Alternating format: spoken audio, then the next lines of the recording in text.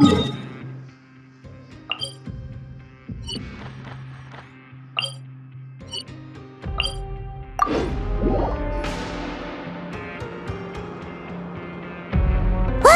There are some people talking over there! Let's listen in on the conversation.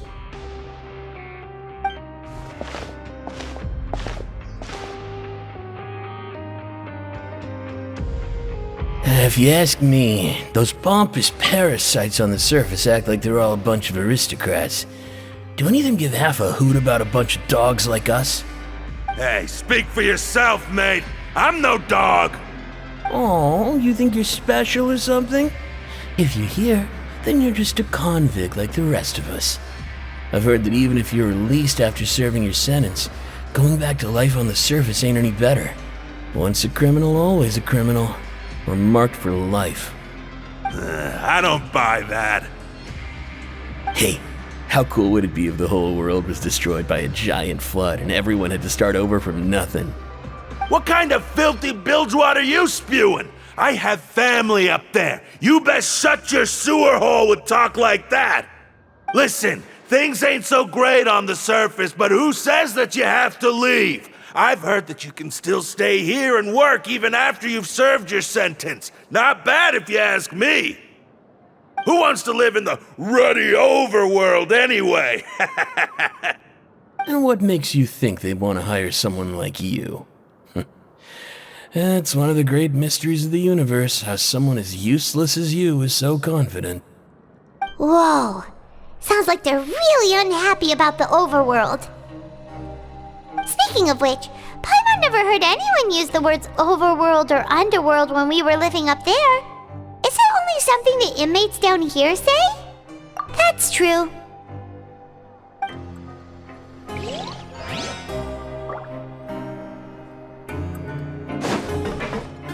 Anyway, I've already decided to stay here. Wish I could say the same.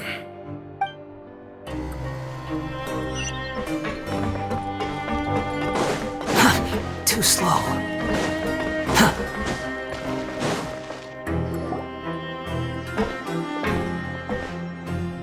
There's a group of people over there. Let's go listen in. So I said, that's not a faucet. Hey, who are you two? Why'd you come over all of a sudden?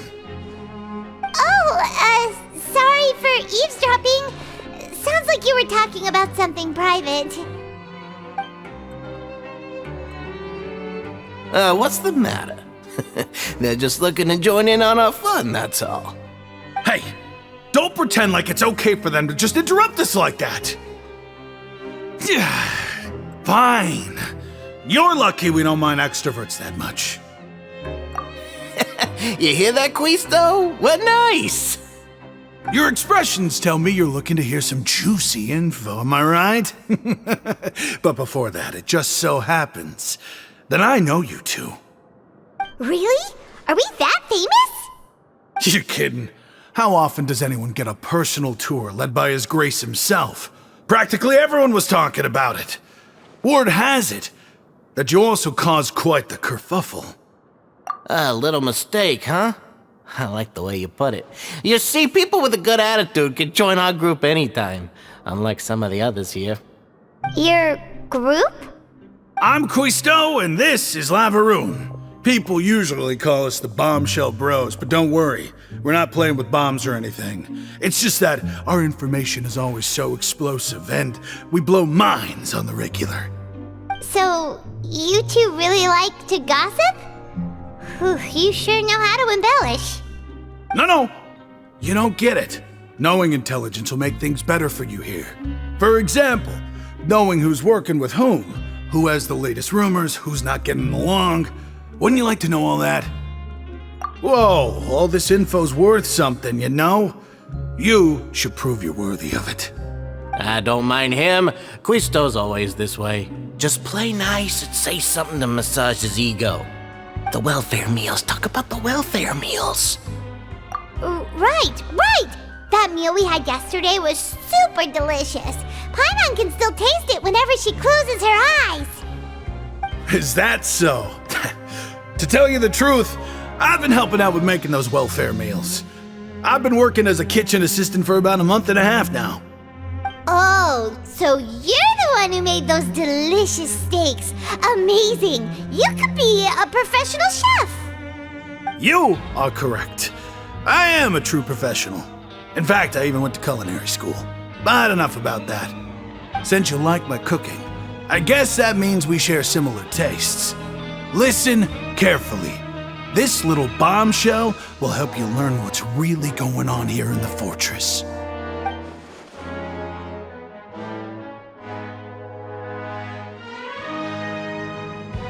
Listen, kids. The power structure within the fortress is quite complicated. The Overworlders couldn't care less about us down here. We're basically dogs to them. You've already met the one person here you should never cross, the Duke, Risley. He knows more than you think.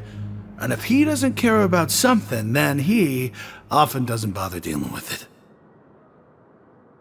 Those who have the Duke's attention get all kinds of special perks, even better treatment in the infirmary. I know who you mean. It's that Jurier character, right? I don't think there's anything useful about him at all. Why does he visit the infirmary practically every day? Is it normal for anyone to be going in and out of there so often? If you ask me, he's just faking it to get out of work. But did you know that Jurier was a talented researcher from the Fontaine Research Institute before he came here? There's no denying that. I don't care if he was a researcher that could turn dirt into Mora. Once you're in the fortress of Meripede, you're just another inmate like everybody else. Speaking of which, the last time I saw him, he was passing by in the corridor with Lorvine. I also heard they started arguing in the library and got into a fight, right? Guess that's just how terrible of a guy he is. You mean he hit a woman? Wow, I never imagined he was that bad. But that Lorvine's also quite the odd one, you know? She's always gabbing away, got into a fight with a man, and she also got sent to the infirmary.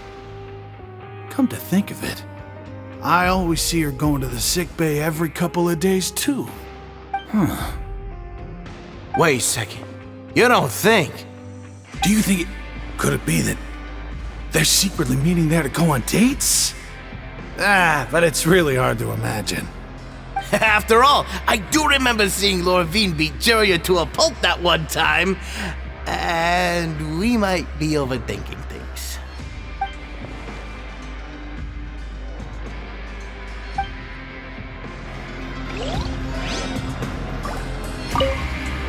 Is it really all right for us to talk about people behind their backs like this?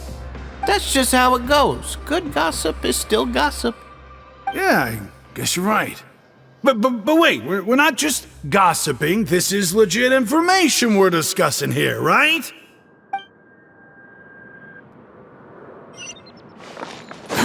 Too slow.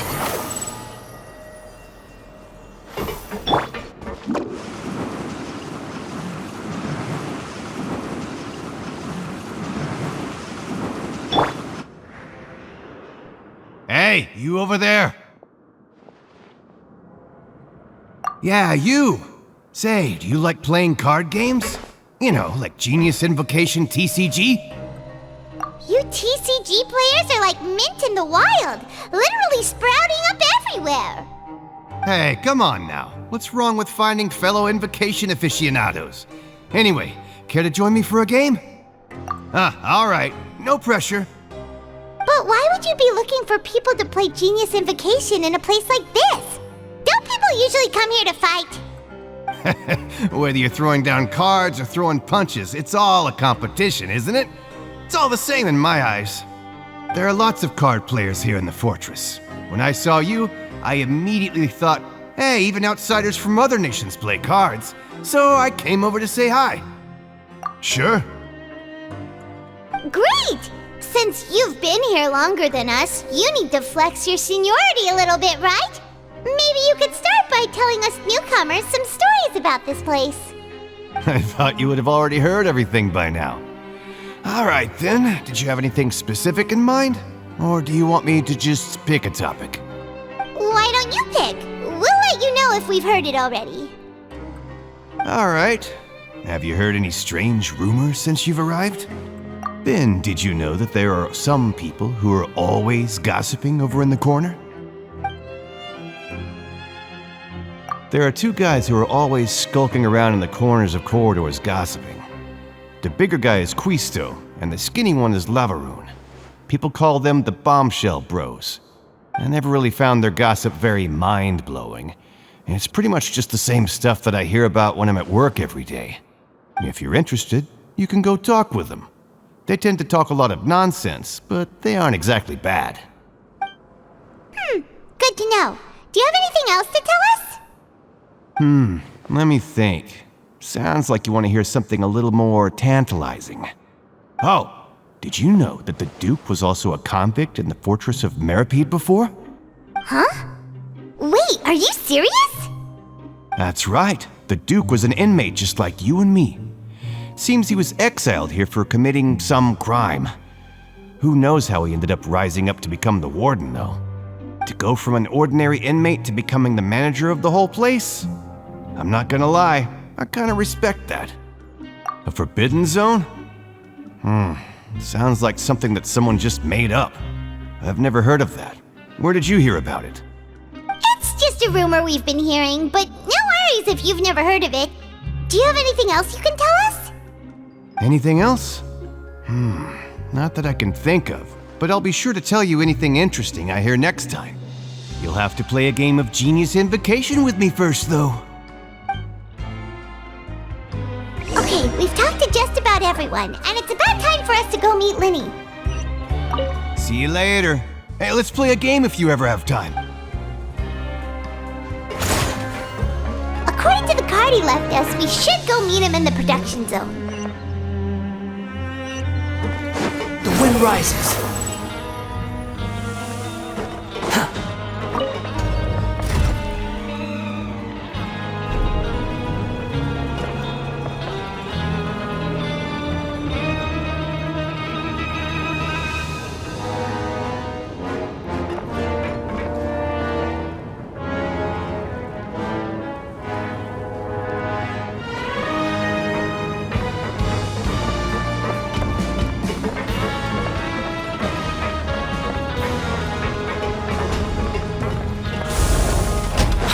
Following me.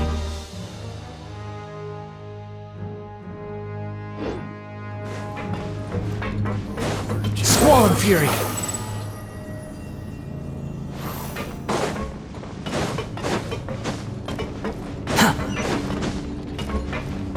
Quit following me. Too slow. Behold!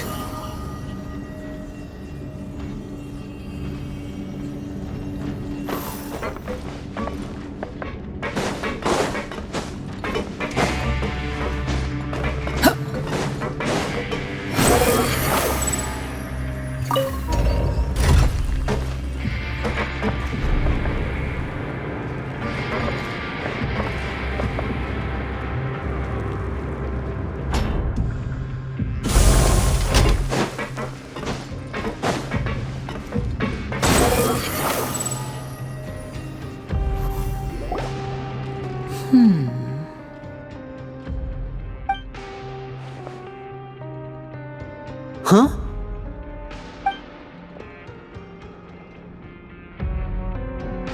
That look in your eyes.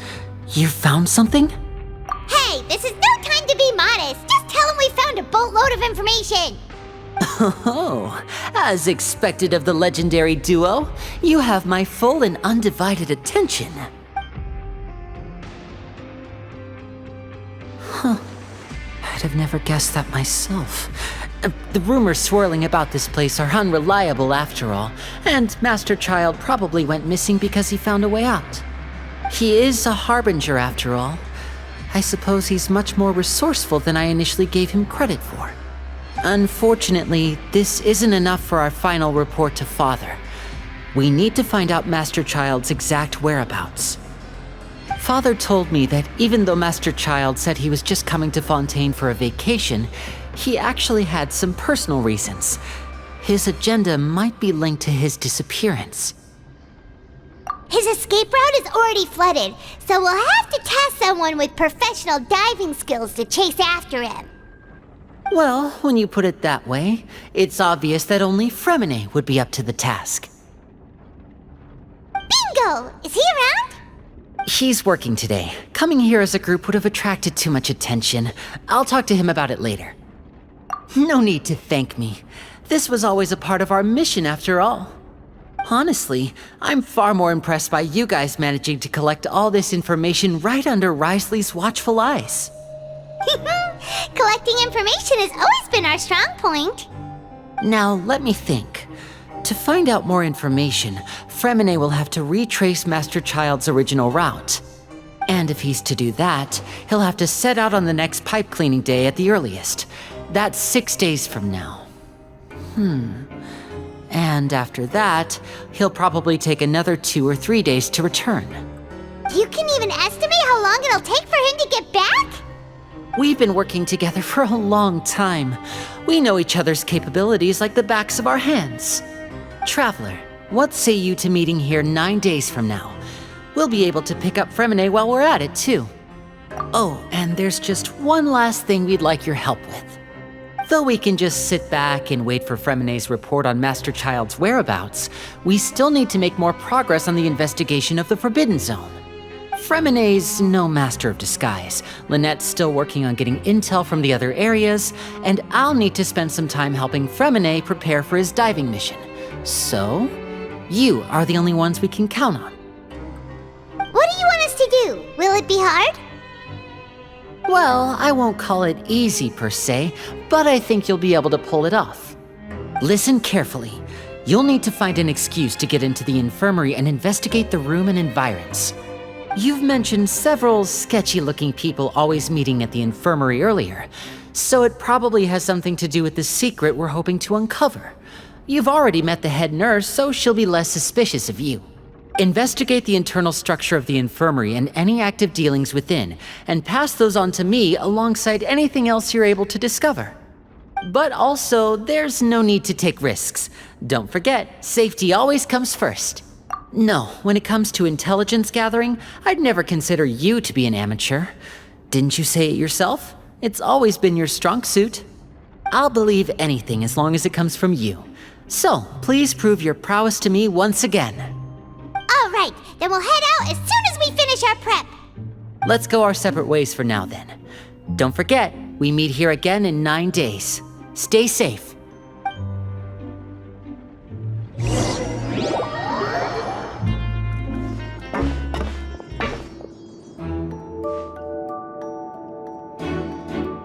Hey, stay here for now. Paimon will take a peek.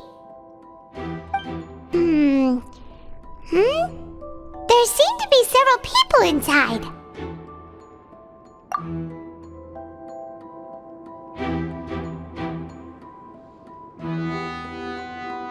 Right.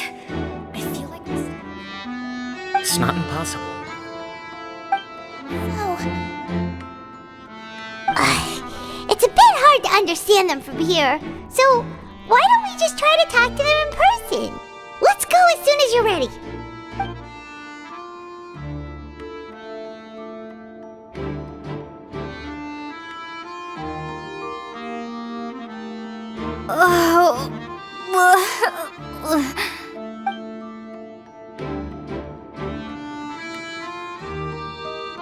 Someone, please help! She's sick!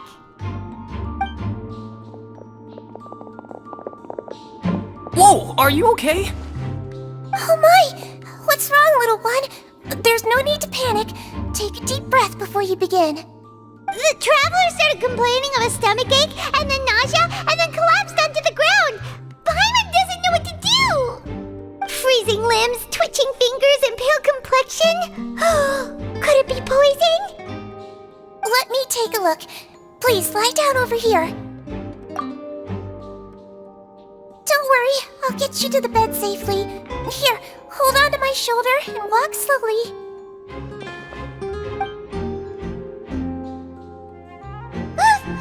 You can do it, traveler!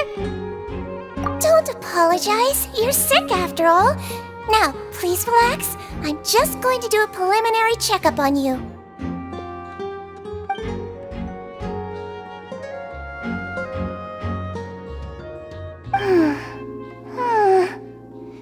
I see now. My checkup has confirmed that she's not in any mortal danger. That's our worst fear out of the way. Eh? Oh, that's good. But I'll continue my diagnosis of the patient now. Please, relax and take a deep breath.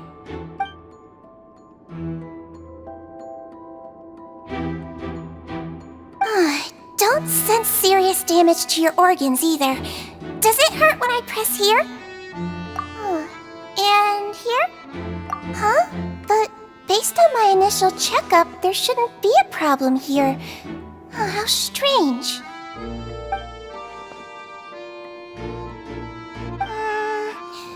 What about here? Does this hurt? Oh, I understand. So that's what it is. I think you just ate something that disagreed with you. That's all. Nothing too serious. Outside of a pretty bad stomachache when it decides to act up. so that's what it is. Thank goodness it's not anything more serious.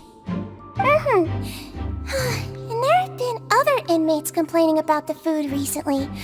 I'll inform our head chef, Mr. Woolsey, of this problem as soon as possible. Congratulations! The health risk is incredibly low, so you should recover within a couple days.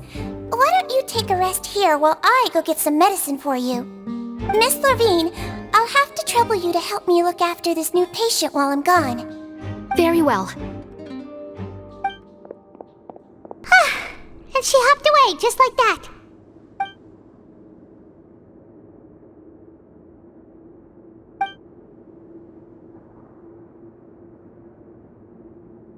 Hello. So how are you feeling now?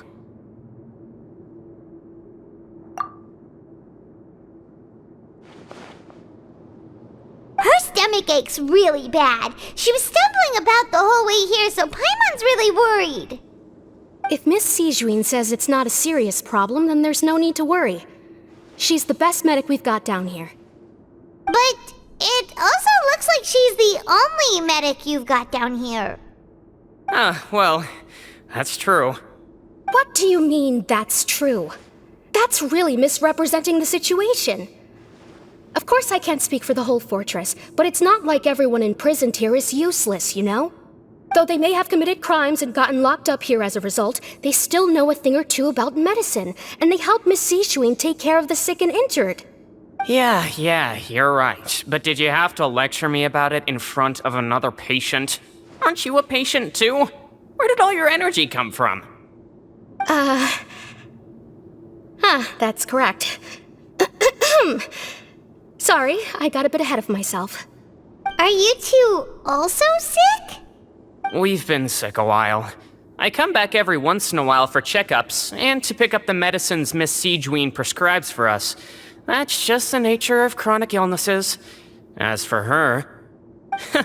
You could say she fancies herself as Miss Sijuin's capable helper because she learned a bit of medical knowledge ages ago. Please watch your mouth, Mr. Jurier. Don't forget that you are the primary reason I have frequent heart palpitations. Hey, don't start arguing now. Please, keep it civil at least.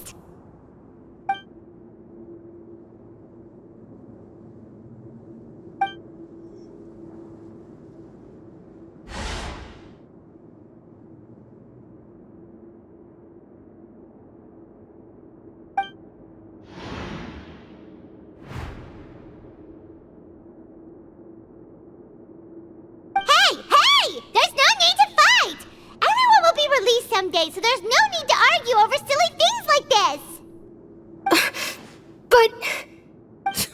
Release. It's way too early for us to even think about that. And who the heck knows if we'd even be able to continue our previous lives?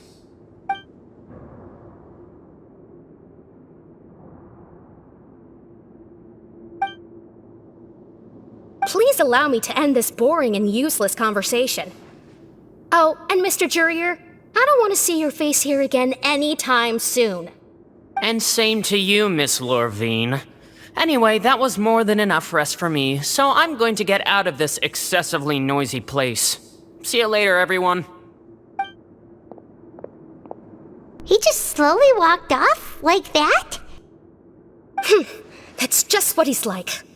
I'm sorry you had to see all of that. I'm Lorvine, and that's...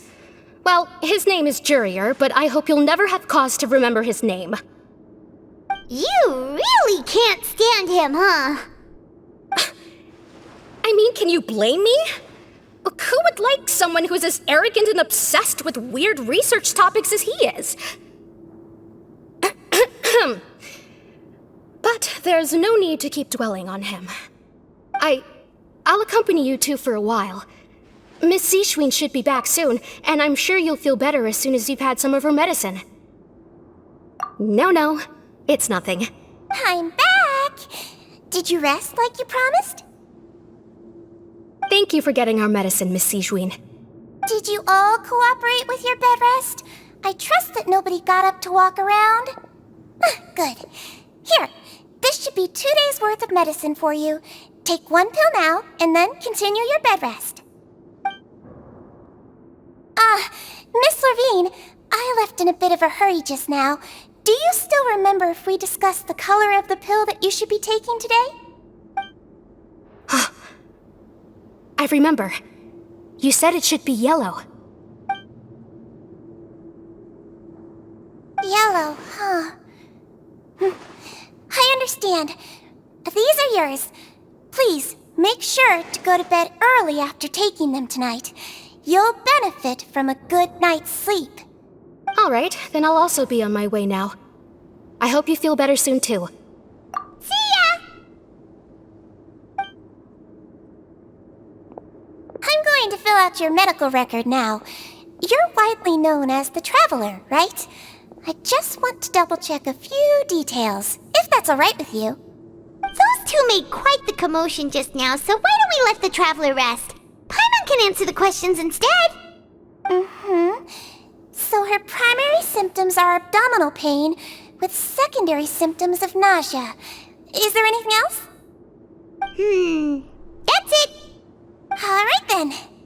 Is there anything we should know besides to take the meds? No, her base constitution is quite good, so I'm sure she'll recover quite quickly after taking the medicine. Please, make sure to stick to bland or less stimulating foods, and don't stay up too late at night. Got it. Paimon will hold the Traveler to that for sure.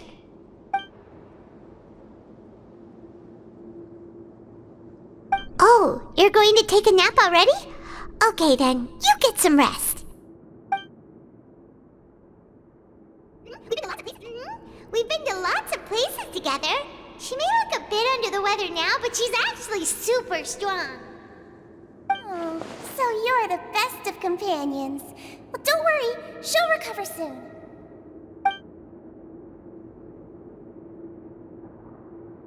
You're awake. How do you feel? You slept for a really long time, but we never left. Well, now you can go back without a worry in the world. Remember to take your meds regularly, and remember bland foods. Thank you, Miss Zishwin.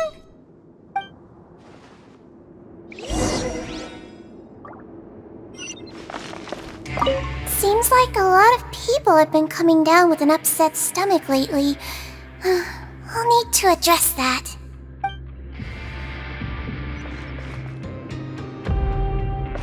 Quit following me.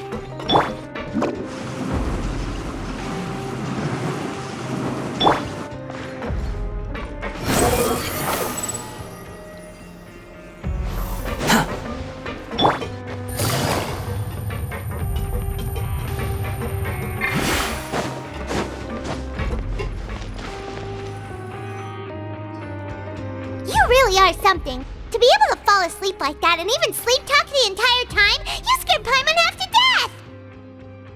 No, but you kept mumbling things along the lines of, Pyron, go take my grilled fish and put down the Adeptus Temptation now! Paimon talked with Zishwin the entire time you were asleep. She seems like she's just a sincere nurse, and Paimon didn't notice anything unusual in the room. Are you sure we're not going off track with the infirmary?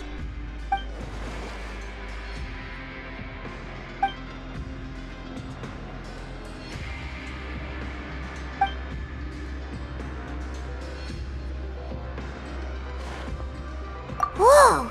You really are super thorough! All those tiny little suspicious things that Paimon didn't even pick up on! We've gotta give the info to Linny!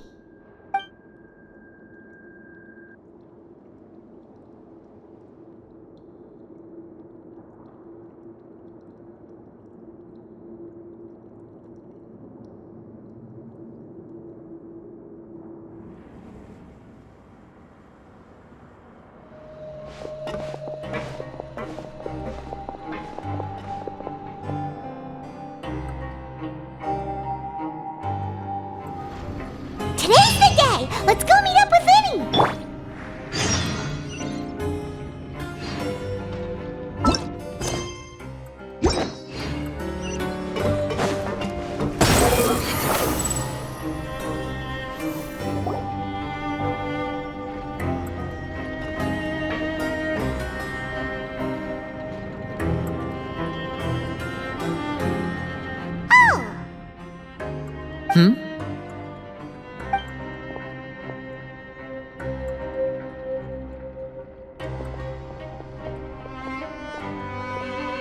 Did you two run into any trouble over the past few days? No, we just worked our shifts according to the schedule. Nothing weird happened. That's good. That means you didn't raise any suspicions when you infiltrated the infirmary. We've taken a look at the slip you've sent. Fremine successfully left the grounds via the pipes 2 days ago, and as of last night, Lynette has also infiltrated the infirmary after faking an illness. Wait, why is she getting involved as well? You already went above and beyond when you scoped out the infirmary. To put it more bluntly, even if we were to view that as something you did in exchange for Fremine's help, you've already done more than enough. Infiltrating a guarded stronghold is a different kind of job from a one-off investigation. We want to avoid using the same faces over and over and reduce the amount of suspicion that will fall on any given person. Lynette also felt like you have already taken the first step for us, so she should be the one to finish the job. So that's what Lynette thinks. Oh, Paimon hopes everything's going well for her. Perhaps that's true. You're both very good people, and we've come to appreciate that more than anyone else. Unfortunately, there's still one thing that could get between us, lest you've forgotten. The matter of our respective loyalties. You've mentioned before that you've had some run-ins with the Fatui. I can understand that feeling, so I assume you're just helping us out of the kindness of your hearts? Well, everyone could use some more friends. We'll be counting on you to help us in the future, too. Since I see you as friends, then it's even more important for us to protect you from any peril. Fremine and Lynette feel the same way. Glad to hear it. Then, let's go check on Lynette before Fremine returns. If everything went well, then she should be wrapping up her investigation right about now. Is now really a good time to go over? According to my observations, Sigewinne always spends around half an hour away from the infirmary right before lunch. Lynette knows this as well, so this should be a good time to meet up with her. Also, I'm her brother, remember? It's only natural for an older brother to care about his younger sister's well-being. Okay, then let's head over right away.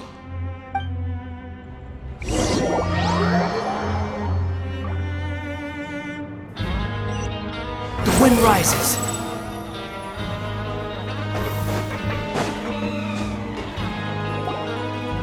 Lynette should be here right now. Huh. Strange. Lynette? As expected, Sigewinne isn't here, but why isn't Lynette here? No, Lynette rarely deviates from the plan. We agreed that if she were to make changes on the fly, she'd find a way to let me know. Unless... Let's see if there are any clues around here. We can look while we wait for her. Who knows? Maybe she'll be back soon. Okay. Quit following me. There are some books here and a few files. They all look like medical record. Advanced nursing, How to Raise the Spirit of Your Patients, A Quick Guide to the Psychology of Emotions, and The Meaning of Laughter. These sure are some interesting books. Who knew Sijuin would be interested in these kinds of things? She even has books on understanding people's motivations and feelings. Is it because she's a Melusine? Or does she have a need to understand her patient's emotional state? Seems quite normal to me. These are skills that would come in handy for a nurse from time to time.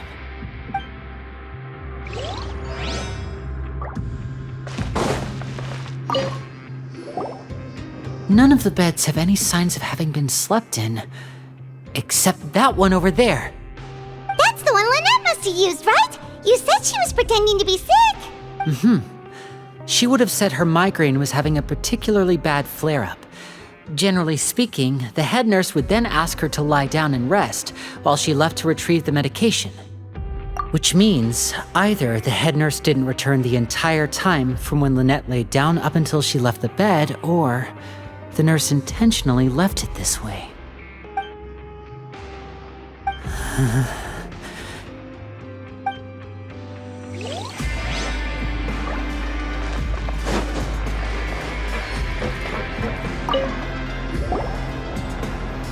This is it! We saw it before! Wait, this thing? It doesn't look like it's been disguised that well.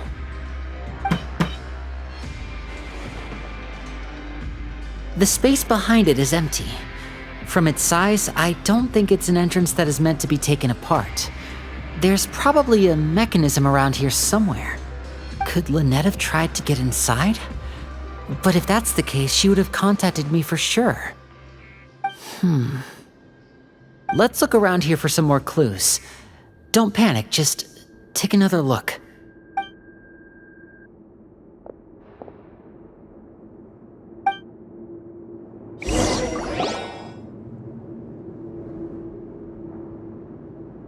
Hey, you guys, there's a slip of paper over here! A slip of paper? It's right over here, and there's a bunch written on it too. It reads, "Out of respect for your usual practices, I'll use a piece of paper or card as the medium to pass on my message. You may consider this as me giving you my best regards." This is... Is that all? The back. This is... Show me! Now!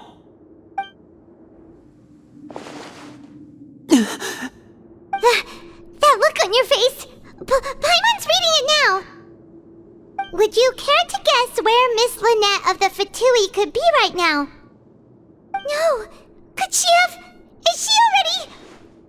Wriothesley, did he deliberately leave the infirmary unguarded to use it as bait? Wait, you mean he was aware of our goals from the very beginning? But why? We didn't run into any trouble last time, and he also never reached out to us since. Yes, that is a crucial question. Wriothesley, he doesn't do anything without a clear goal or reason. So this means he had no concerns about your activities from the very beginning. You're not from the same camp as us. You were sent down here by Nervulet, so you have no conflict of interest with Wriothesley. We're a completely different story, though. I'd like to know that, too. Why did he only go after her? Don't panic, just think everything over. I have to stay calm. This is not like what happened last time. The situation's different now. Wait, you're right. Wait, but that means... The fact that Fremine was able to leave the grounds, could Wriothesley have let him go as well? But what does he gain by letting Fremine leave like that?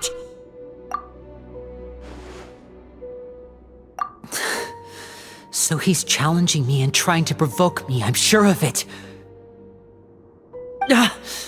We never should have sent out Fremine.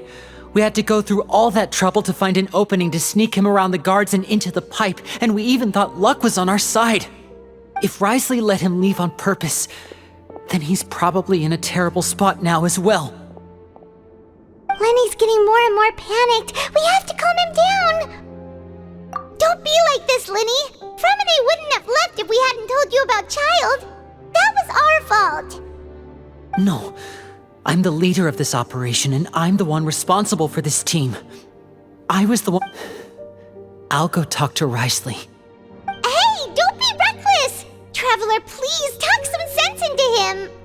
I simply cannot allow Lynette to be abducted again. I have to go. I'll find a way to get them back. He's rushed out the door! After him!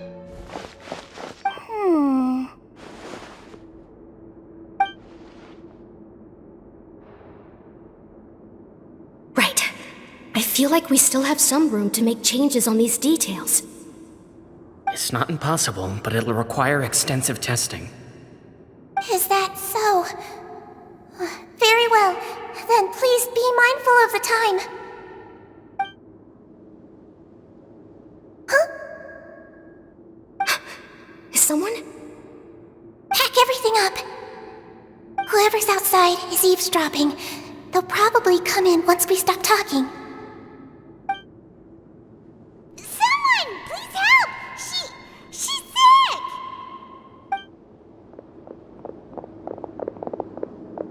Whoa! Are you okay? These two. As expected, they've already found this place. Oh, they are quite sharp. What a delightful turn of events. I like smart people, but I also like playing dumb. I like the feeling of being trusted. Oh my! What's wrong, little one? There's no need to panic. Take a deep breath before you begin. Being able to read human expressions is quite the useful skill. Linny! Wait! It's no use. We have to catch up to him. He's already out of sight. How is he so fast? Let's go head him off at Risley's office.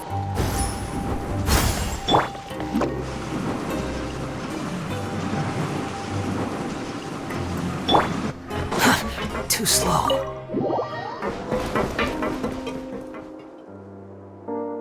Come out and face me, Risley!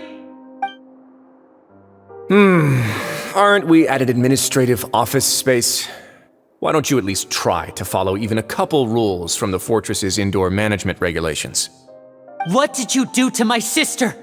I ran into the young miss at the infirmary. I'd heard that she was suffering from quite the migraine, so I decided to invite her over for a cup of tea. I do have some teas in my collection that can work wonders against such an illness. Stop joking around! Where did you take my siblings? I have also heard that your performances are quite the spectacle. Miss Lynette would sometimes enter a box filled with water, only to emerge the next second from another place altogether. Maybe she'll appear behind you right now if you were to turn your head. Is he trying to trick me into turning my head? No, he's probably not looking to attack me right now. All of the hostages are in his hands, and he's even in the mood for small talk. That means Lynette is probably still alive.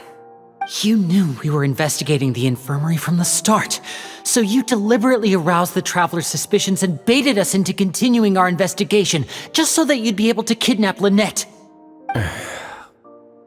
As for Fremine, no, you probably didn't even interfere with Child's escape. You let him go, so you could purge the Fatui members that we had planted into your ranks. There was no need to do so. The Fortress of Meripede is a pretty pleasant place.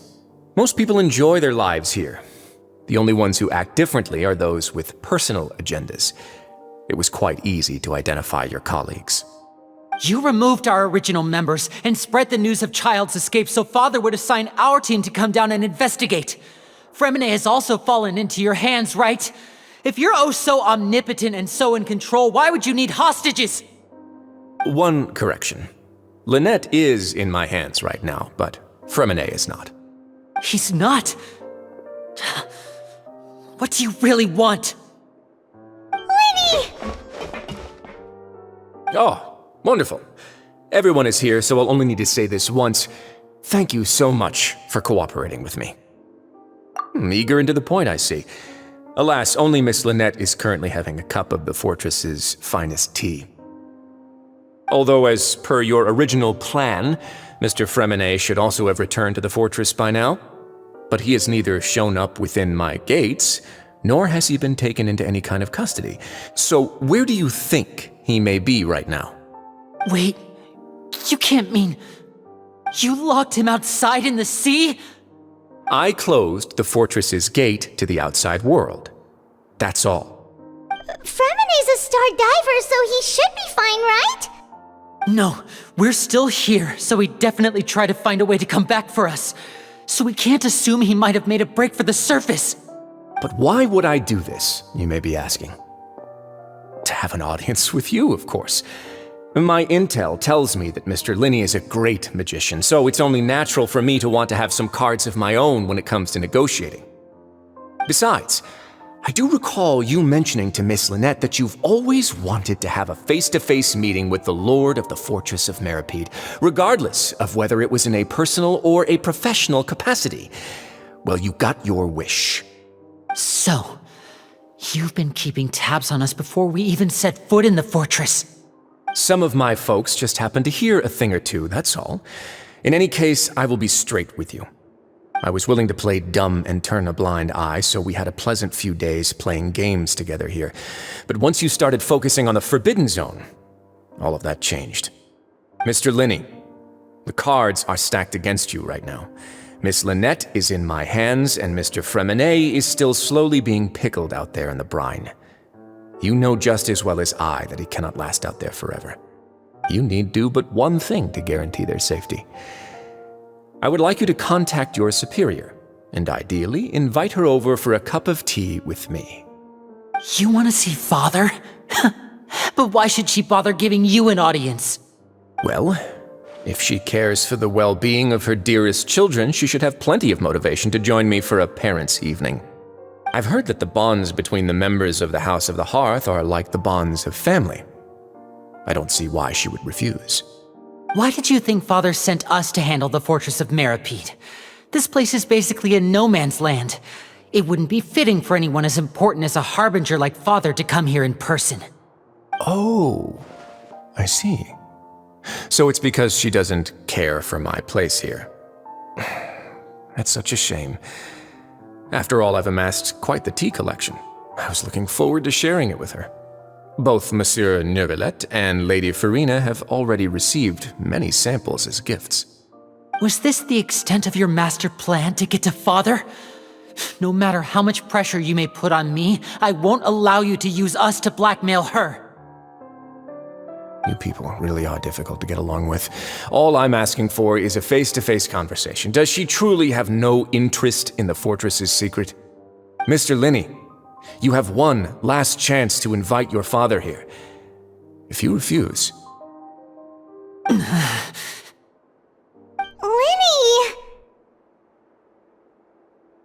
Instead of asking why I'm doing this, why don't you try to see things from my perspective for a second?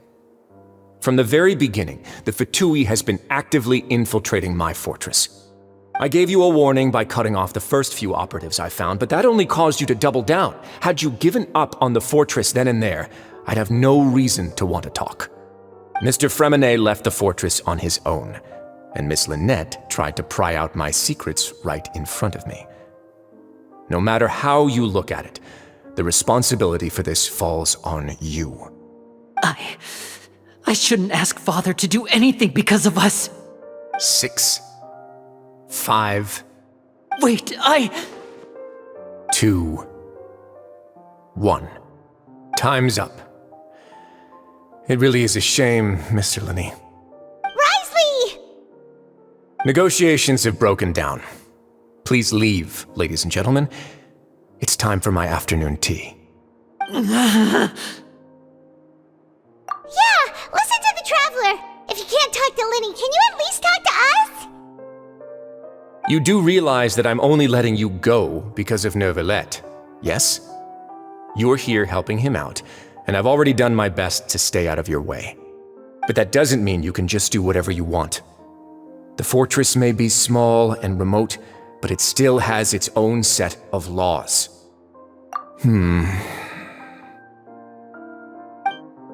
Then how about this? Those who are capable deserve respect. You've spent quite some time investigating my home turf by now, so why don't you tell me a thing or two about what you found, I'll ask you 3 questions. Answer all of them correctly, and I'll agree to your request. Question 1. Regarding the hidden rules of the production zone, what is the truth behind the one about not being allowed to work for 3 days in a row?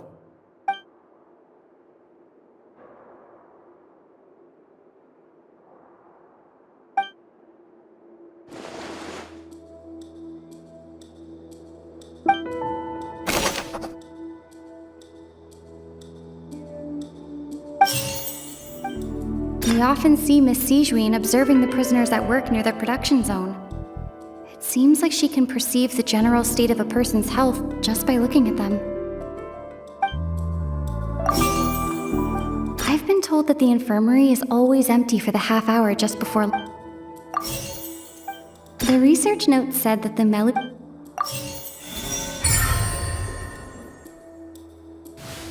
So that's what's going on.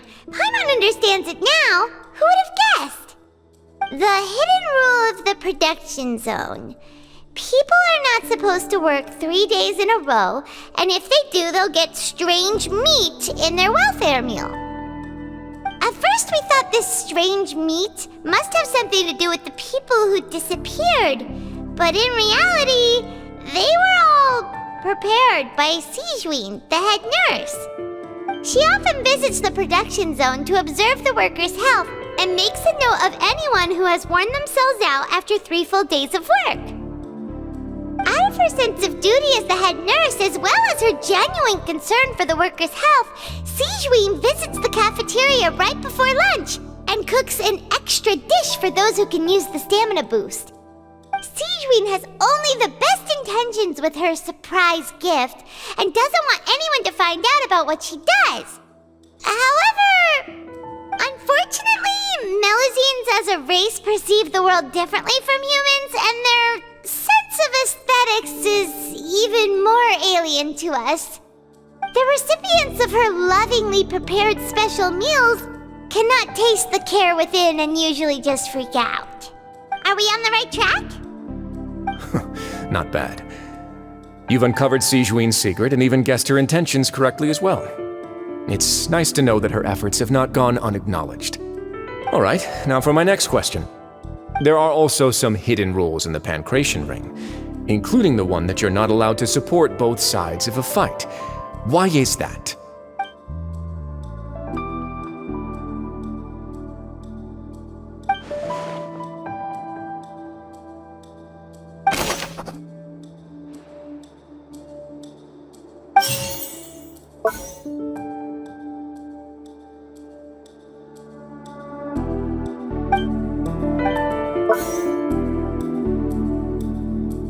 I've been told that the infirmary is always empty for the Fonta promoter has been struggling because he doesn't recognize the real value of coupons.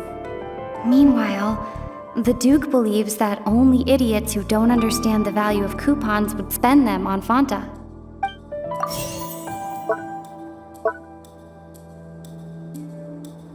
I've been told that the infirmary is always empty. We often see Miss Sijuin observing the prisoner.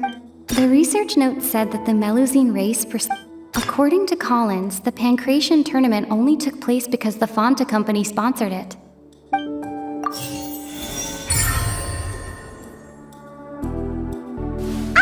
Paimon gets this rule too now, so there really was nothing to be afraid of. That hidden rule of the Pancration Ring is about how, people are not supposed to bet on both boxers at the same time. And if they do, they'll receive a package containing a strange, blood-colored liquid. People get scared when they see it because they've subconsciously begun to associate it with the missing boxer. But really, it's just a bottle of the latest yet-to-be-named and packaged new Fonta trial product. A blood-red drink. It's no wonder even Fonta's own staff were questioning the company's decision-making. The company, facing backlash from its own staff, decided to try to trial the product on a smaller scale to see how it might be received by customers. They came to the fortress of Meropide and offered to sponsor the Pancration tournament so they could push their new product. But the Duke completely refused to even entertain the idea. The Duke, knowing how valuable coupons are in the fortress, knew that only total idiots who didn't understand their true value would bother buying a Fanta product here. And so, only those who proved their stupidity by being dumb enough to bet on two opposing sides of the same match were selected to receive the drinks. I acknowledge the effort you've put into bringing the truth of this mystery to light. Although, based on your description, that Fanta promoter is a bit too careless with his words, I may just reconsider my collaboration with the company. All right, and here's the final question. What's the secret behind our head nurse and all of her patients in the infirmary?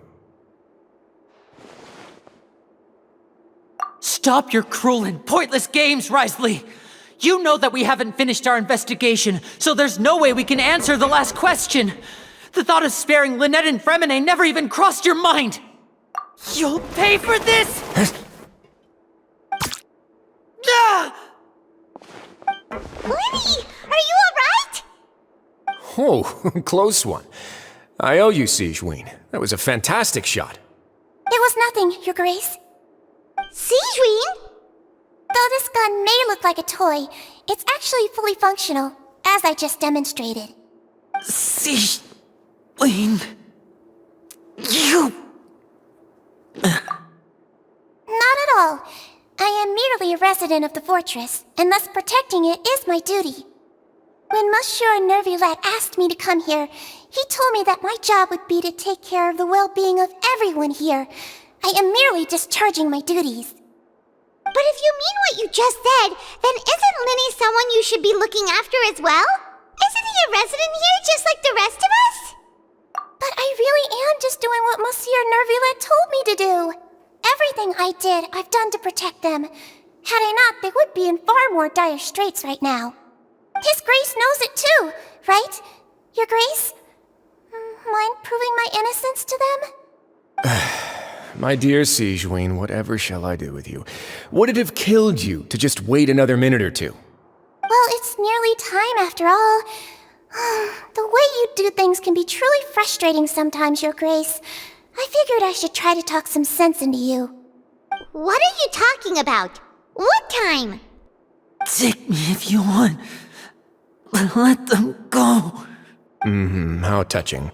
Can you just give me one more minute? Don't be like that, Your Grace. All right, everyone, calm down. 2 more visitors will be arriving any time now. I'll go get a cup of tea. Miss Sigewinne, I leave Miss Lynette in your care. You... What are you doing? I believe I hear footsteps.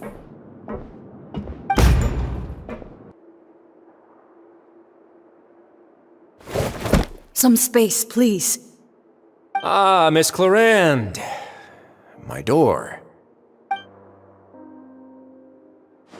Fremine... Fremine... What's going on? What is Clarande doing here? Work. I'm sorry about shooting you, Mr. Linney. The tranquilizing effect will begin to wear off soon. Please take it easy in the meantime, though. What happened to Fremine?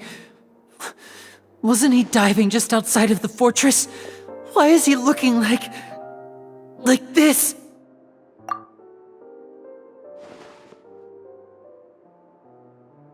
A flushed face, an accelerated pulse. He must have consumed primordial seawater. What did you say? Please, make some space. I'll need to give Mr. Fremine a more thorough checkup. Your Grace, I'll leave the rest to you. I'll talk to Clarande while you get Fremine to where he needs to be. Everything else can wait.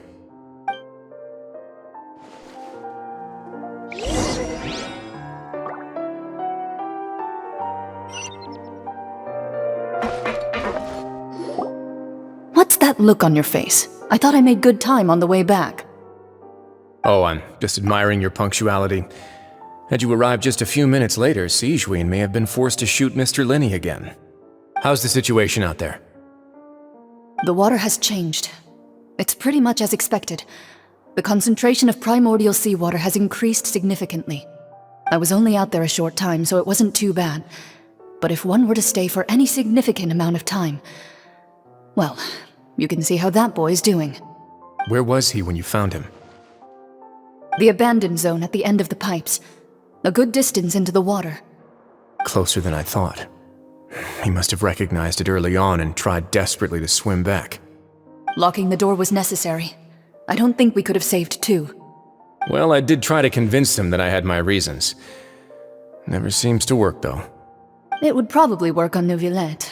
He has a knack for picking out who had good intentions, even when the outcomes were all terrible. It's a bad sign if you're having to plead your case to Neuvillette. Want some tea? Not particularly. If you want to drink some that badly, just say so. Fine, I'd like to get some tea. Want me to get you a cup too, since I've already made it? Might as well then, I suppose. Actually, do you have a towel? I would like to dry my hair.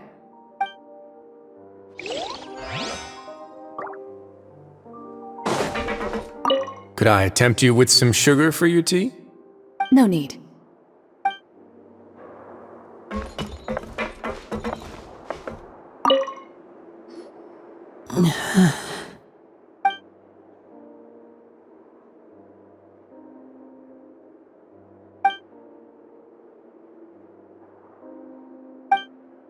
How is he? These symptoms are probably caused by an acute ingestion of a large amount of primordial seawater. Still, his condition is not critical. Of course, it would be best if he stayed for further observation. Let's leave him here for now, and move him to the infirmary once he's recovered a bit more. Sorry. I am aware that the infirmary may not be your favorite place in the world at the moment. We do only have a single clinic in the fortress, however. Why would he ingest a large amount of primordial seawater after leaving the fortress? How could that possibly happen? Please, look after Mr. Fremine for the moment. I'll go fetch some medicine and a respirator. Oh, I'll bring Miss Lynette back with me. Where is she? How is she right now? Oh, she just took a nap in an empty room after I tranquilized her. If my calculations are correct, she should also be waking up right around now. You might not believe me, but His Grace and I actually made some snacks and tea for her.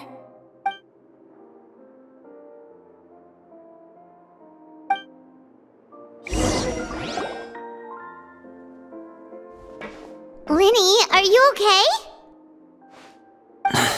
I'll be fine. They're all here now. Don't worry about me. Are you sure? You don't look alright. My hands and feet are still a bit weak, but that's probably just the residual effects of the tranquilizer shot. I'm back, everyone. Lenny! Oh, Traveler, Paimon, you're here too. Fremine? Is he... He'll be fine. But for now, please help me lift him up.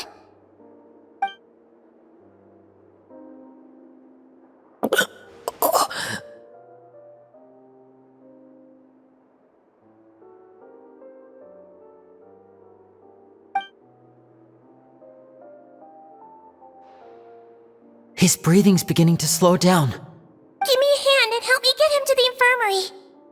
Yeah, I'll take him from this side. Lynette, together? On it. Traveler, you seem pretty worried about him. Want to come with us? The Duke and Clarande are gone. They probably went to get some tea. The Duke will explain the truth in just a bit. Miss Clarande will need a break, since she only just returned from rescuing Fremine out of the sea.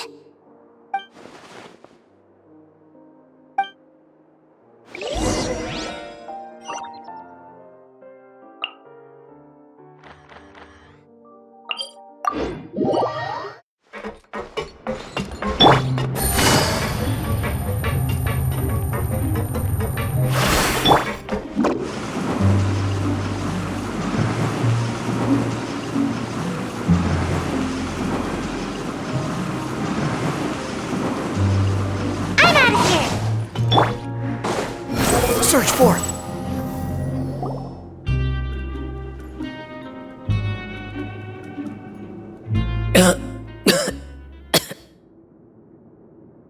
He's awake. Fremine, how do you feel? Lynette. We're all here. Where am I? The infirmary, at the Fortress of Meripede, Mr. Fremine, and you are no longer in any danger. How do you feel?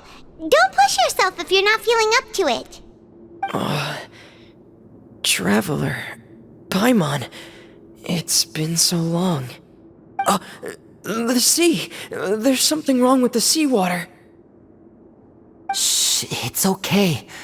We can talk about it after you've recovered. No, listen to me. This is really serious. There's primordial seawater mixed into the regular seawater. I don't know why it's there, but no one should touch it. Pipes. Right, the pipes. It's all coming back to me now.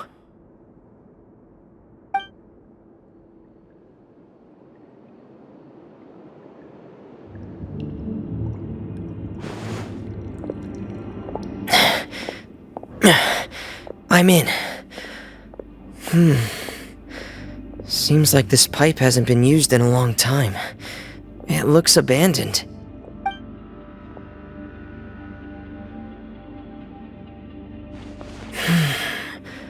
Where could Master Child be?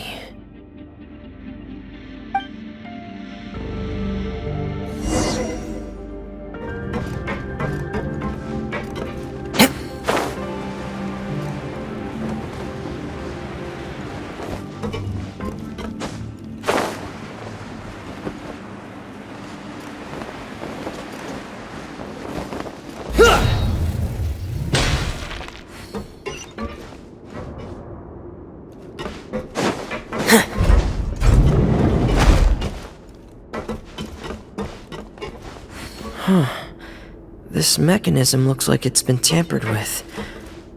Could he have done it?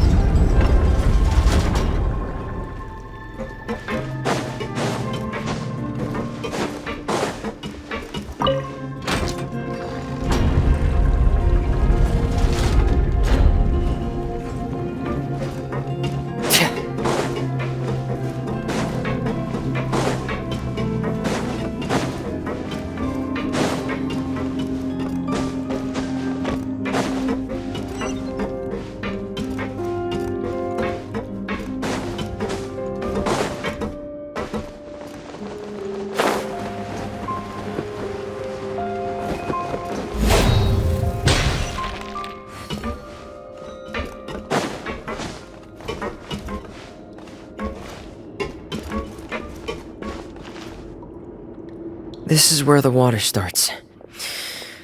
Okay.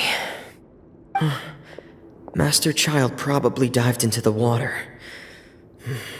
I'll go take a look as well.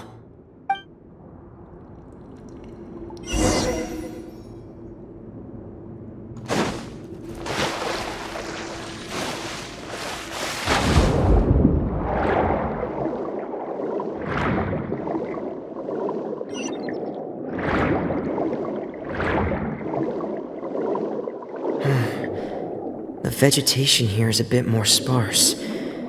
These traces aren't natural. A person must have left them, and recently. I should be going in the right direction. There are traces here too. I need to keep going.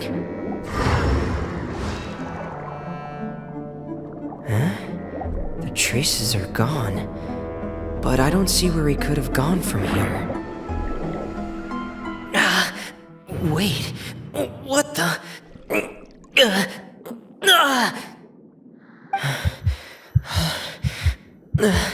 My heart is racing, and it's getting harder and harder to breathe.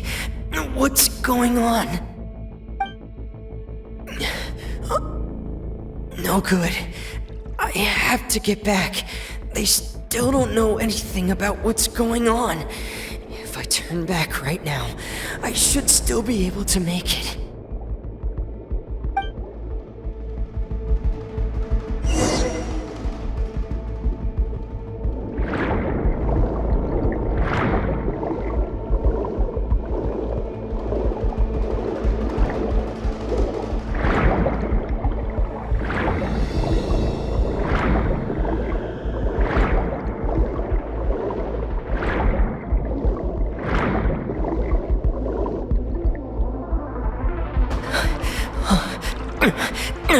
I can't die here.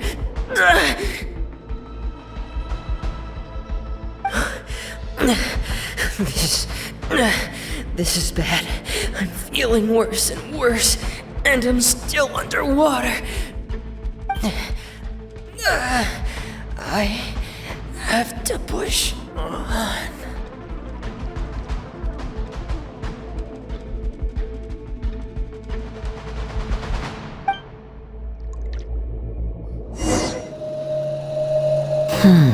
So, in other words, the trail you were following vanished, and you had no idea where Master Child could have gone, but there was also no obvious place for him to have disappeared to. That's right. I tried my best to swim back, but I had already put some distance between myself and the fortress, and I just couldn't find the strength to keep going. I probably passed out some time after that, and you know the rest. Miss Clarande brought you back, but we also don't know why she just suddenly appeared at the fortress, or why she went out to save you. Miss Clarande, you say? I must go thank her in person. You're still too weak for Monet. You can go after you've had some more rest. Miss Lynette is right. I believe Miss Clarande will stay here as a guest for another few days, so there's no need to hurry. A guest? Then I can assume Risley was the one who invited her to come down here? You should ask His Grace about that. He'll be able to explain better than me. Yeah, it's about time he actually told us what's going on. Wanna come with us, Liddy? No, please go on without me. I don't want to leave just yet. Lenny. The logical part of my brain is aware that we're safe right now, but I still can't bring myself to leave. Both of you are just in danger. Understood. Then let's just sit together for a while. In that case, I'll leave the infirmary to you. The Traveler and I are going to head out for now. As long as you stay in here, I don't think you'll be disturbed. Thank you.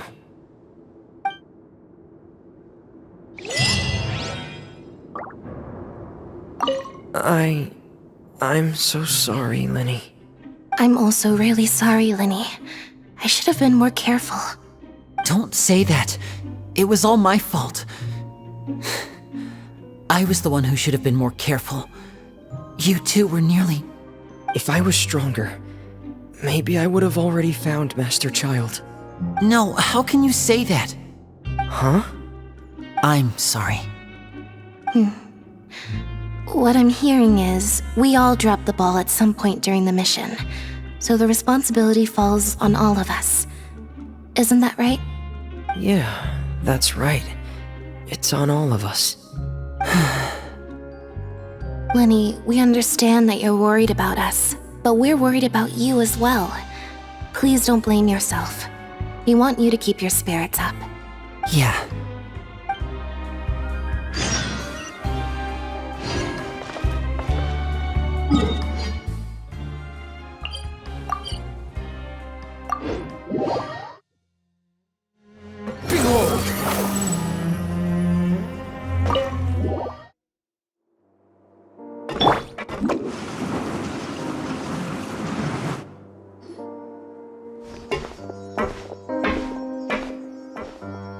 Excuse me!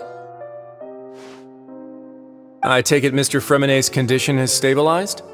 Of course! I wouldn't have left the infirmary otherwise.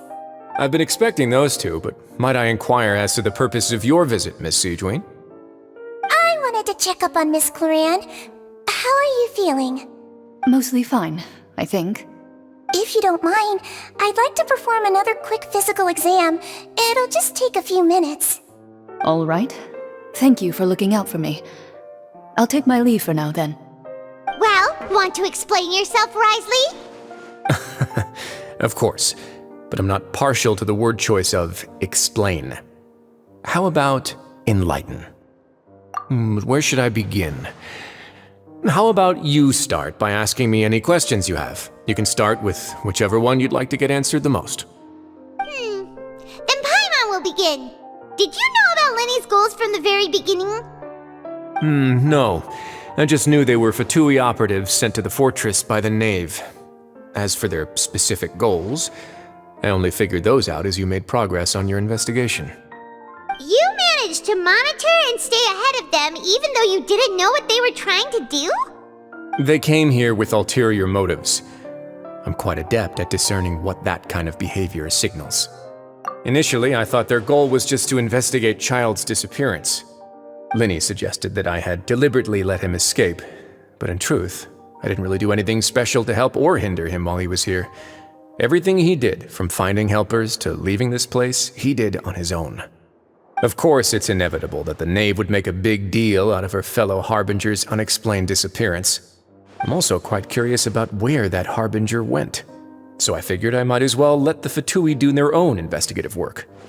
All I care about is the answer. So you were hoping Lenny's group would just do your work for you! You make it sound like that's a bad thing. Unfortunately, things didn't go as planned. I assume that Fremenet has told you already, the ratio of primordial seawater around the fortress of Meripede is on the rise. The Forbidden Zone has always been Linny's target, and you got roped into that investigation after running into him. I began to intervene out of concern for your safety, and also to prevent the fortress from becoming entangled in more irksome matters. Are the rumors true? That you're also a former criminal? Why would you put it like that? Isn't staying here all day and serving as the manager of the fortress a kind of sentence unto itself? Another form of prison? I just happen to have some support from the rest of the inmates. That's all. Oh, right! Paimon wanted to ask, who invited Cloran down here? Me, of course. I paid her good mora to come down to the fortress for some field work. As a champion duelist, Miss Cloran could be considered to be an independent party. I needed to find an exceptionally capable person to help me get through the impending crisis. And saving Fremenet was part of that crisis? You can think of it like that, yes. Credit where credit is due, that boy is quite adept at diving. Had conditions not been as hostile as they were, he probably would have found the missing Harbinger already. That's not something you should be asking after. Neuvillette only asked you to investigate Child's whereabouts. All I need to prove to you is that the Forbidden Zone had nothing to do with the Harbinger's disappearance. That should be clear now that you've spoken to Fremenet. But we've already uncovered that there's something wrong with the infirmary, and we've answered a bunch of questions that you threw at us. Isn't it about time that you answer our last question in return? You make a compelling case. Do you really want to know the answer that badly? Yeah, Paimon really wants to know! Even if the truth may not be pleasant? Follow me.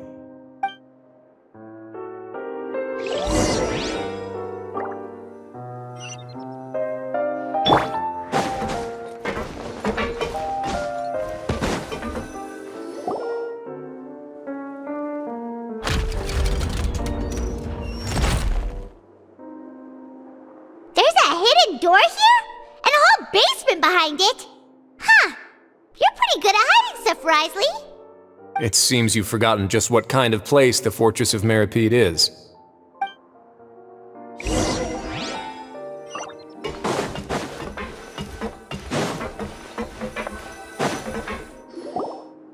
Stand on the central plate. Wait, is there a secret mechanism or... Whoa!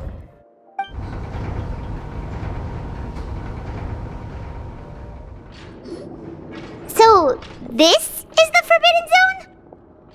Honestly, for a place so well hidden, Paimon sure doesn't see anything special. What a huge door! There are 3 such isolation gates in total. Generally speaking, I'm the only one who's allowed to go inside. Hence the name Forbidden Zone.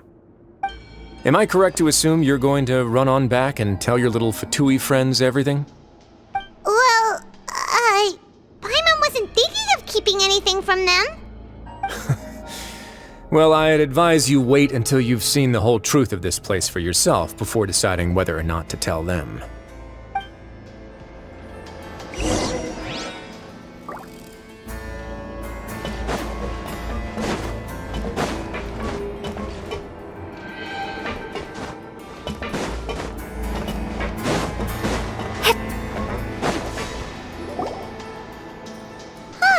So there's a switch on the side. Stand back.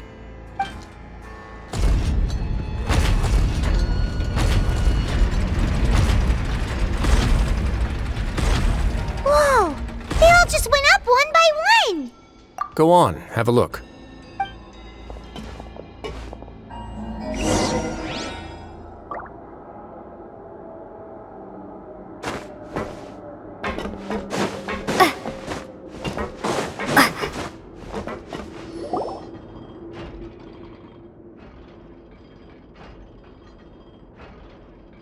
I've been interested in what lies beyond that gate ever since I assumed leadership of the Fortress of Meripede. Of course, it would be unwise to recklessly open it, but it'd also be risky and negligent to simply ignore any potential danger that could be behind it. The readings on that dashboard have not budged since the day when I first laid eyes on this place. But over the past year, the needle has crept upwards from its original position, likely because some parameter it's been tracking has changed, if only infinitesimally. Normally, I would have ignored it, but I happened to have some free time when I noticed it, so I investigated. Any guesses what the reading could be tracking? Very reasonable guesses. I've considered both of those as well. Unfortunately, our dashboard is tracking something less ordinary. The temperature should vary with weather and climate changes, so for something that rarely shifts, the water pressure is more likely. We ran a few tests to increase the pressure from the outside, but the readings didn't change at all. Later on, a few more possibilities occurred to me, such as a potential connection with the primordial sea. I began to make a few preparations based on that hypothesis. Over the past few days, the needle has moved again. With that, and the symptoms that Fremine displayed after leaving the fortress, I can now confidently conclude that the readings represent the concentration of primordial seawater in the seawater nearby. The concentration of primordial seawater? But we're already under the sea! And that is precisely the problem. We're at the bottom of the sea, and now we're surrounded by toxic seawater. Somehow, primordial seawater got mixed in, and the concentration is steadily rising. Yes, that's very likely. But forget about the two of us! Not even Novelette knows where the primordial sea could be, much less where we could find and plug a leak. Oh. Seems like you've figured it out. I believe the primordial sea lies directly beneath this sluice gate.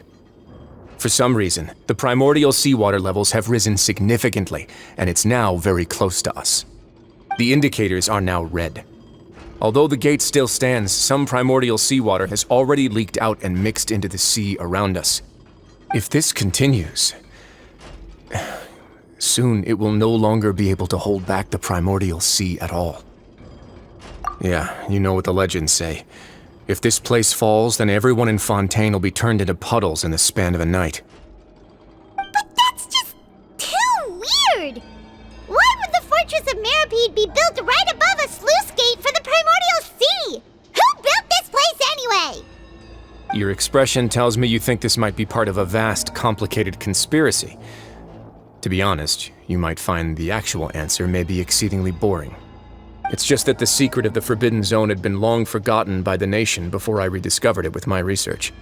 There's no single founder of the Fortress of Meripede in any traditional sense. What we know about its history has been left to us by the people who used to live here. When the previous Hydro Archon Egeria ruled the land, all convicted criminals from Fontaine were exiled. The people drove the criminals away like a wolf pack chasing away the banished. The criminals received no sympathy of any kind from the people. They were exiled to the desolate seaside, where they experienced only pain, struggle, and the bone-chilling cold. Some of them began to repent and prayed to the Hydro Archon, asking if there was still anything they could do. The Hydro Archon took pity on them and said, "You may go guard my secret, deep underneath the waves." And so, leaning on the power of the Hydro Archon, they gathered underneath the sea and began to build a fortress. They became a community down there in the deeps, and over the years helped it to grow. As the number of exiles increased, more and more people joined the community. When the first group of exiles died, they left the yet unfinished fortress to their successors. The Hydro Archon continued to lend her support, allowing the fortress and what it stood for to continue growing ever larger. Before long, this dark underwater fortress became the sinner's only home. And with that, the people here stopped referring to the fortress as a prison. They saw themselves as repenting sinners who would regain their freedom once they had sufficiently redeemed themselves. But as time went on, people also realized that the fortress was a lonely place. Once they had gotten used to life here, they could no longer feel comfortable living in the overworld. Once they had finished serving their sentences, some people left and some others chose to stay. They'd find some idle position and let their withered souls fade away with the ancient secrets of the past. After many, many centuries, few people still remember the reason for the fortress's founding. Now they just see it as an integral pillar of Fontanian society, as the place where criminals deserve to be sent. Now and again, researchers manage to break one law or another and live out their days in the fortress. I learned all this from an elderly historian. Everyone else just thought he'd made it all up. But now you know every part of that history is true. Indeed. It's just as the prophecy says. If this gate fails, then everyone will be dissolved into the sea. To be frank, not really. But sadly, that hasn't stopped this prophecy from proving all too accurate. Prophecies are troublesome things. Just hearing one will create the first wave of panic. Seeing signs of it will bring about the second, and actually witnessing it in real time, the third. Let's go somewhere else. I want to show you something. This is it. Your Grace, perfect timing. The results from our last round of experiments have... Wait, Jurier, he's not alone! Huh? Lorvine and Jurier? No need to panic, you two. I've already told them about our plan. What? After you warned us not to tell a single soul about any of this? I'm skeptical as well. Are you sure they are trustworthy? The results speak for themselves, don't they? These two may already know more than you could ever imagine. All right then, if Your Grace insists. They seem harmless enough, so I'll trust them for now. Well, how about some reintroductions? This is Jurier, one of the highest-ranked researchers from the Fontaine Research Institute. He used to work under Edwin. I trust that you've heard of Edwin? He's the one who blew the whole institute sky high. Everyone knew he was a bit crooked in the head, but you're not local, so I guess it's possible for you not to have heard of him. Edwin's main areas of research were archaeum and gravimeters. As his assistant, Jurier is quite familiar with them as well. I hired him to be my technical consultant. You want to blow up the fortress of Meripede? Ah, what a lovely idea.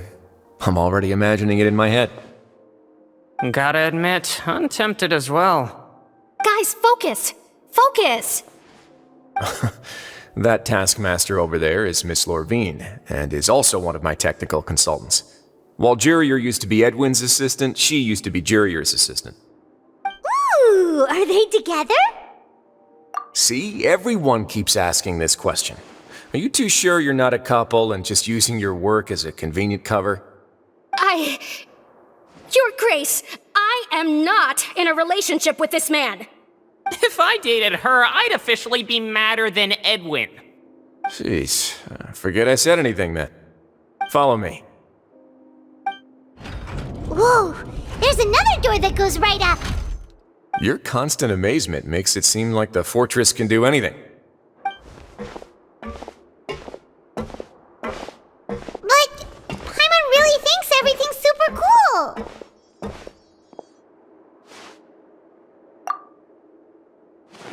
spice it up a bit. And here you go. What a huge ship? This is also a production zone that Paimon's never seen before. What's going on? How much do you know about Fontanian history? Not much at all. Well, then maybe you haven't heard the story of ancient Lemuria. To give you a quick rundown, Fontaine used to be ruled by the Lemurian dynasty. According to legend, the Lemurian king Remus came to this land after being inspired by divine revelation and found the seer Sibila, who had taken on the form of a golden bee. Taking the golden bee with him and riding on a huge ship, the Fortuna, he created his nation above the surging waves. He called his nation Lemuria and used the Fortuna to incessantly search for new tribes and islands, calling on them to join his empire. There's a ship in this story too? Where there's water, there'll be ships. People believe that hope can always be found at the end of a voyage. Do you believe that too? To a point, I think. As you've already seen, I have a whole factory's worth of labor, materials, and technology at my disposal. Certainly can't hurt to give it a try. So the moment I began to speculate that the primordial sea might lie underneath the gate, I also began this project. Were you inspired by the legendary Fortuna? Maybe. Fontanians need something to hold on to cope with the impending disaster. Were the workers to find out the truth behind this ship, riots would destroy the fortress faster than any catastrophe. As the fortress's administrator, I'd never make such a reckless call. All right, that's enough talking for now. I'll need another 3 cups of tea to soothe my throat. Do you have any other questions? Seems like you're good. Come on, I'll take you back. I'll leave you here for now. Thank you so much. No worries. But don't forget, it's up to you whether or not you want to share what you just saw. What you do from here on out will likely affect those 3 as well.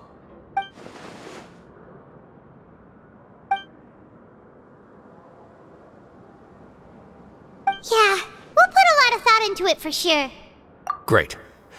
I look forward to what happens next.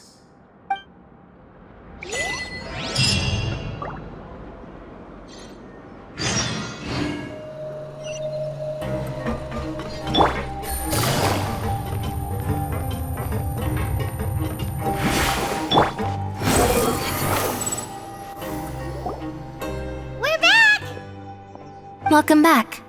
Do you want a cup of tea? How can you be so much like Risley, always drinking tea? Huh. Actually, now that you mention it, I just remembered something now. While I was sedated, I could still barely hear 2 people talking next to me.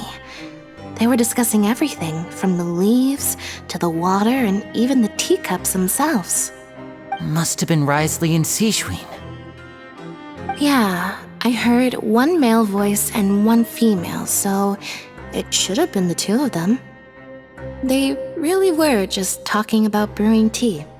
I really can't make sense of this place. So, Traveler, Paimon, were you able to learn anything from Risley? Yeah, he explained everything. Very well. Then, would you mind checking your answers against my speculations? Yeah, I took the time to rest, so I'm feeling a lot more relaxed now. Nobody else is around, and Miss Sijuin is also busy with something or other, so let's just talk here. All right, then I'll posit my theories. I asked myself 3 questions.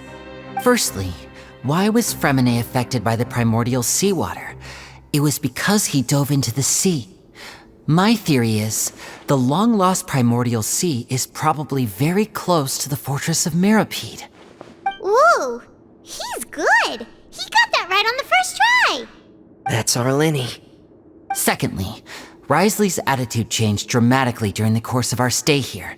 He ignored us completely at first, then suddenly roadblocked us. Why? I spent quite a long time thinking about this. If he has been monitoring the Fatui since the very beginning, he probably ignored us at first because he was hoping we could find Master Child for him. What's more, the Fortress of Mirapede is not part of Fontaine's court system, nor does it report to Udex Nervulet. Wriothesley is basically the king of a no-man's land. As long as the fortress doesn't do anything about Master Child's disappearance, Father can use it to pressure the Fontaine authorities. And while the two factions are pitted against each other, Wriothesley will be free to move between the parties of interest. If I had to guess, he probably has something that he's working on himself. It's likely related to the secret of the infirmary, but I just can't think of what it could be. You're super smart! Thanks so much. Then finally, there's the last question. If Wriothesley does have a plan, what could it be? All I know for now is that his plan probably has something to do with the changing nature of the seawater. He's even gotten Cloran to help him out. That can't be the full extent of what he's doing. There's probably a secret passageway behind the block in the infirmary, and there's something big in the fortress that most people here never get to see. He has a bargaining chip, and it could be important enough for Father to deal with him directly. I don't have enough information, so I have no idea what his chip might be. But let me guess. You have the last piece of the puzzle.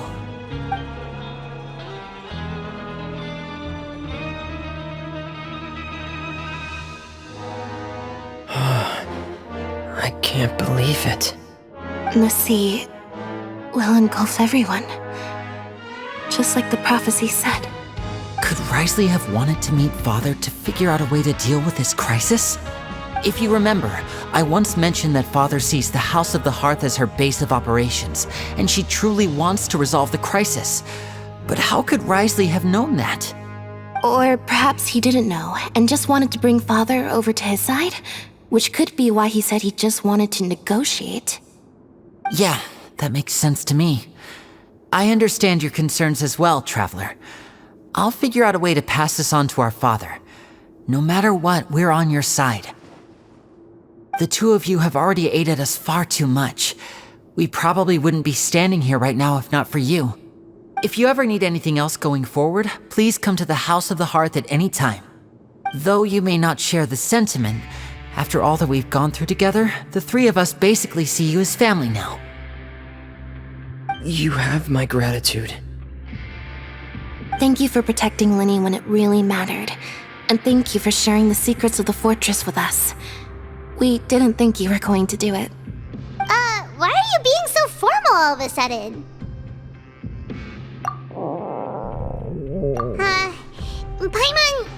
Paimon's hungry. Oh, you've done so much already. Go get some food. Alright, then we'll catch you guys another time.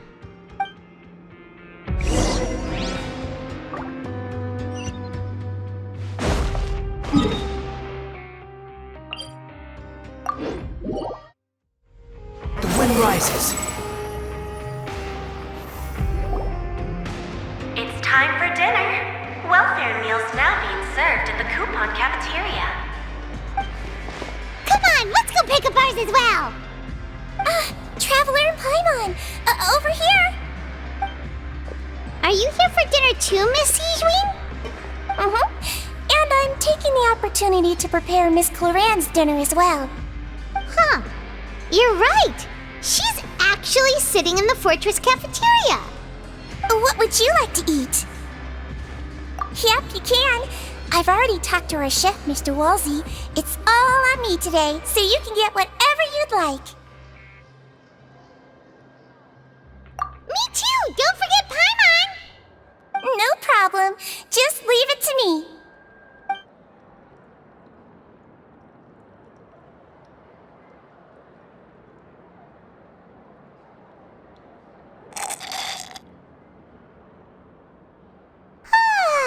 So delicious. Paimon's so happy. Paimon wants to feast like this every day.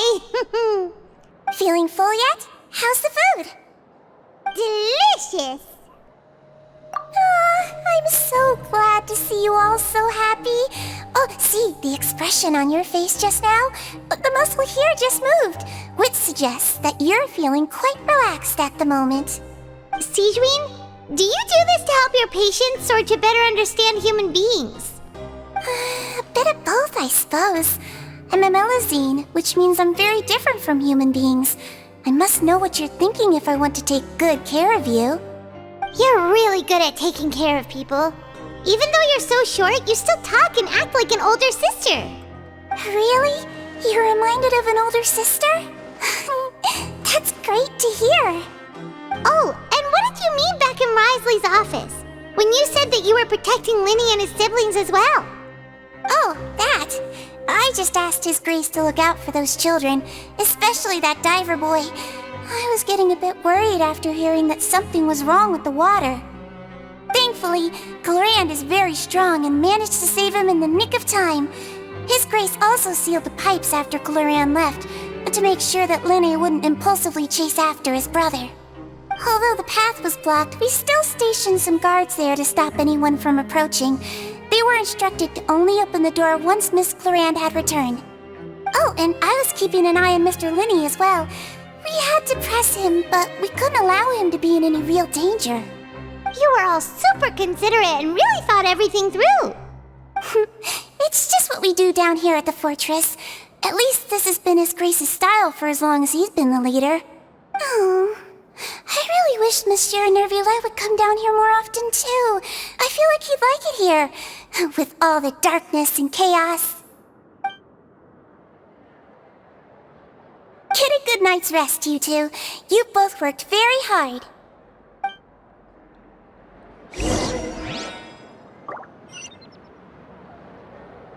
Quit following me. Glorand!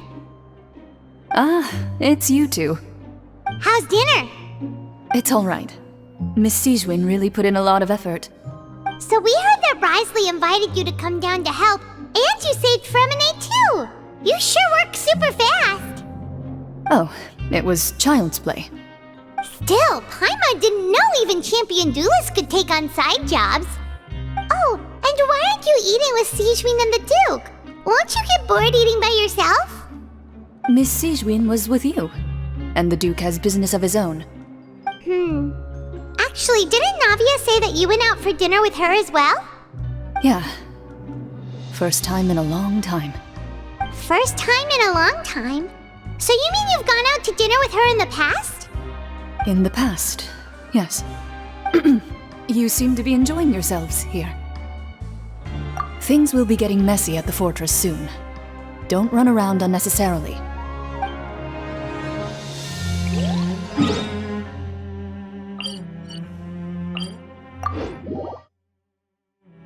Squall Fury!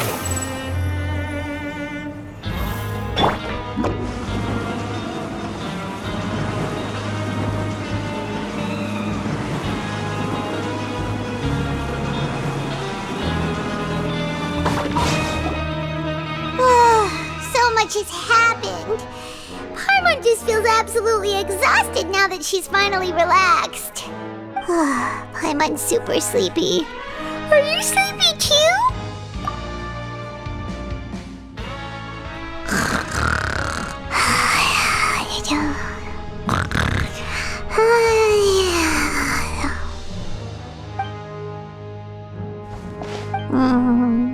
Delicious. Paimon wants seconds for free.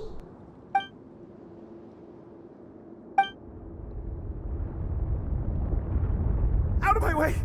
Get out of my way! What happened? Why is everyone running? No idea, but something must have happened. Stop asking!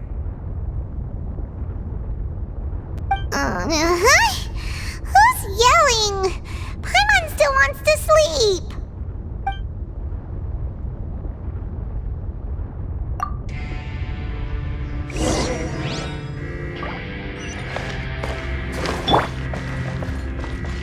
Behold!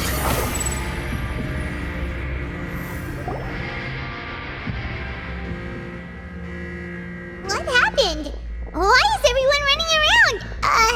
Hey, what are you doing? No time to explain, mate. Goodbye. Hey, wait! What's wrong with these people? They won't even talk to us. They're here!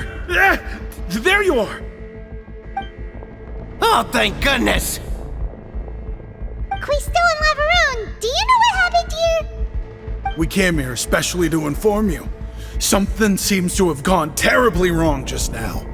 His Grace is telling everyone to evacuate and get out of here. La Faroon was saying you two are new here and you don't have many friends, so you might slip through the cracks. Haven't you heard all the stories like that? An evacuation is successfully completed, yet you only find out once you do a head count that 1 or 2 people are missing. Wait, weren't you the one who brought that up?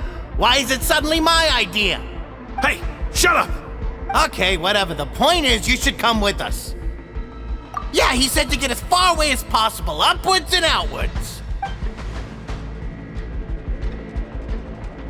Oh no, it can't be that thing! Whoa, wait, what? What? Hey, where are you going? We have to go find the Duke! You two just go and get out! Go on without us! Hey, hey! Be careful! Attention! Please evacuate upwards and outwards, upwards and outwards. If you're already at the topmost layer, then try to move as far outwards as possible. Quit following me.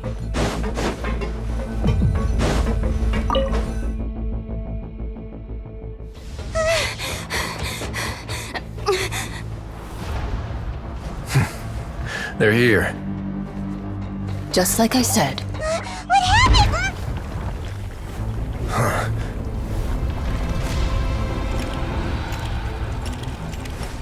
You're just in time. But be ready to run.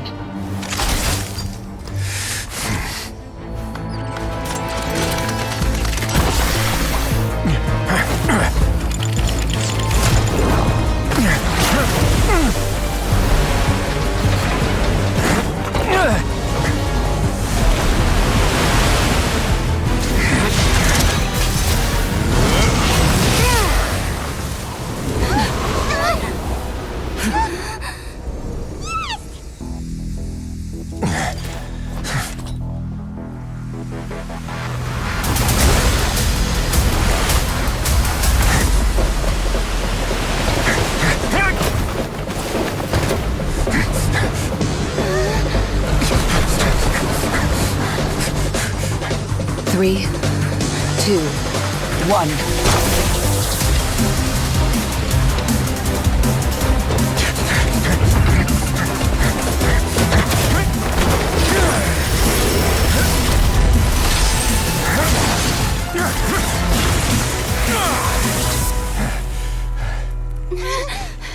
This won't hold it for long.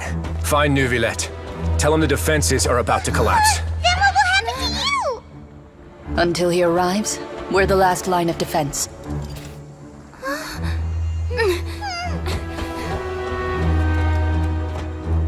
The gate. How long do you think it'll hold? That depends on us.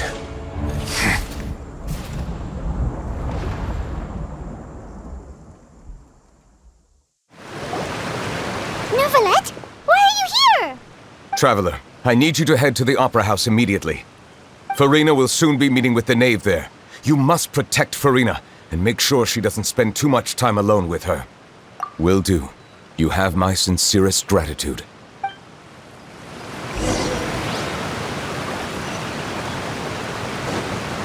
The wind rises.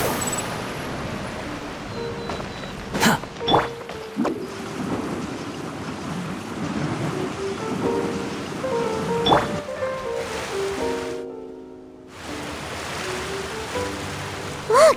There are a ton of Fatui and Palais Mermonia people over there! The knave is probably here already. We need to hurry! Are you two the traveler in Paimon? Monsieur Neuvillette has left instructions. Please follow me. Though I'm sure he's already explained, this should be a mostly cordial conversation, unlikely to give rise to violence. But it would be most appreciated if you could protect Lady Farina to the best of your abilities.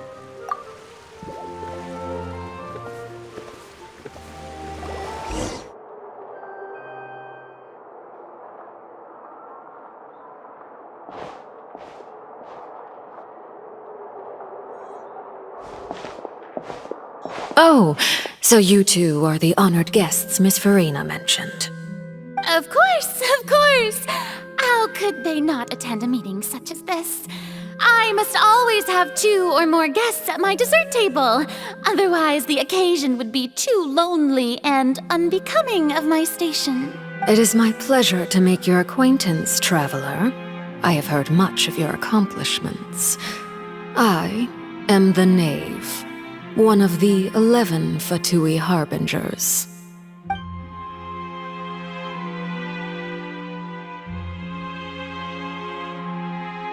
I've already prepared seats for you. Come, sit beside me. Perhaps you two are unaware of how Miss Farina and I do things. You see, we actually recently agreed to get together for tea when we had the time. See this? This is a limited type of confectionery that Miss Farina simply adores. There are only 16 slices sold every day. Here, why don't you and Paimon have a taste?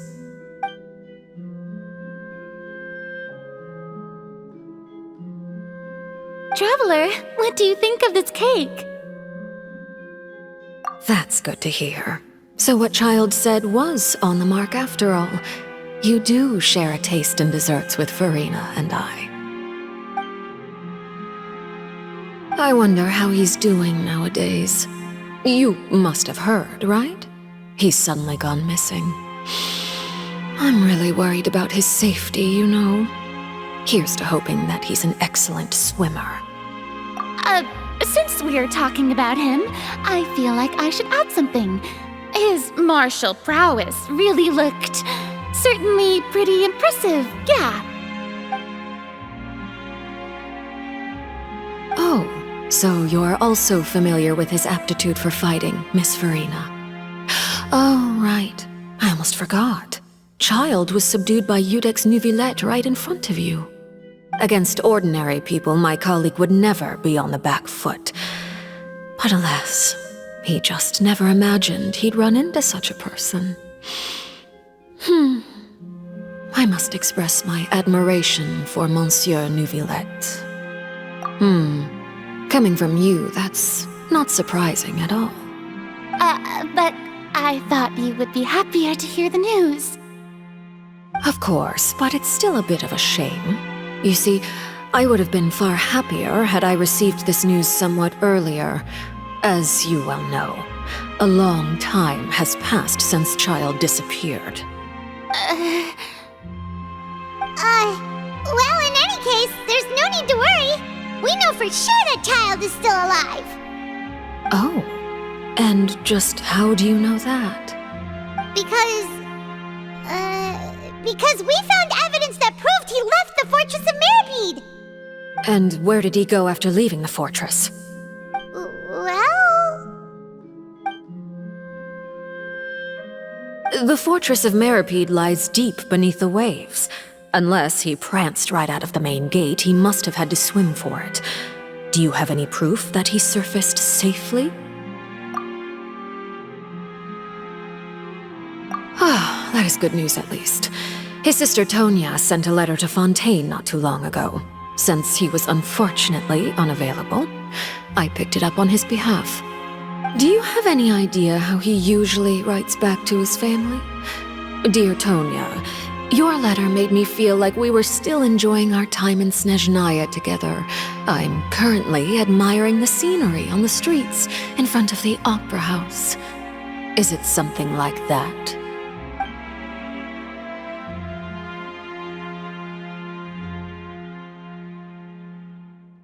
All letters tend to follow the same few formats anyway, right? As long as the contents are accurate, it doesn't matter so much how it's written or how it's worded. Hold on. The water in the teacup is shaking. I suppose this is also a sign of things to come, Miss Farina. I don't quite understand what you're trying to say. Have we entered into the next stage of the prophecy?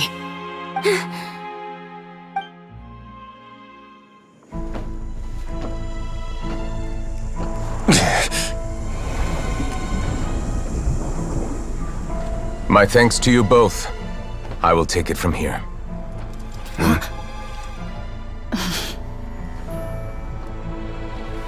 Sure you don't need a hand? Quite sure.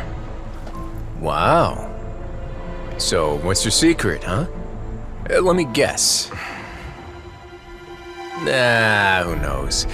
Maybe it's just your sense of responsibility. Sounds about right.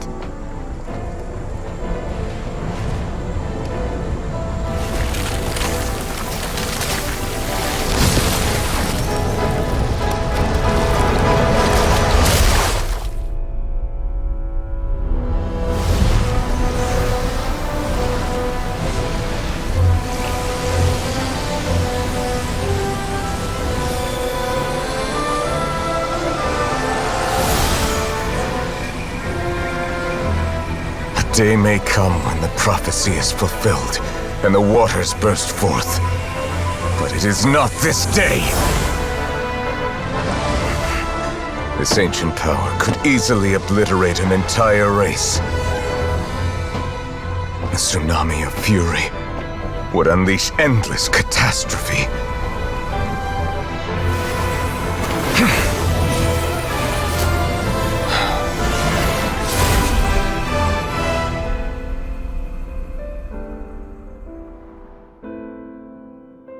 This sentence is too severe.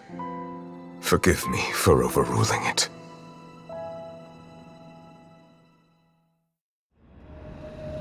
All right. Seems like the problem inside has been suppressed. Let me guess, we're safe for now. Indeed. But only for now. I win this bet. You owe me a present. Very well. It was indeed just as you said. You made a bet? We made a bet on the size of your entourage. Cloran thought you wouldn't come down by yourself. I figured you would have at least brought a few people along for appearance's sake. It appears I underestimated just how confidential the mission was. Shouldn't you have gotten used to confidential missions by now? That's just how the courts operate. So what gift must the loser give? Tea? He already has tons of tea in his office. I'm thinking about a set of legal codices. That wouldn't happen to be a dig at my lack of legal awareness, would it? Well, I'm sure His Grace doesn't consider the fortress to be outside the law. I was under the impression the residents of a place like this would be uninterested in the legal codices. That was obviously a joke. Anyway, you've still got some unfinished business to attend to in the overworld, correct? No need to stay here if you have a pressing matter. We all know you can't leave Palais Mermonia for long. Thank you. I hope everything went smoothly with the Fatui Harbinger.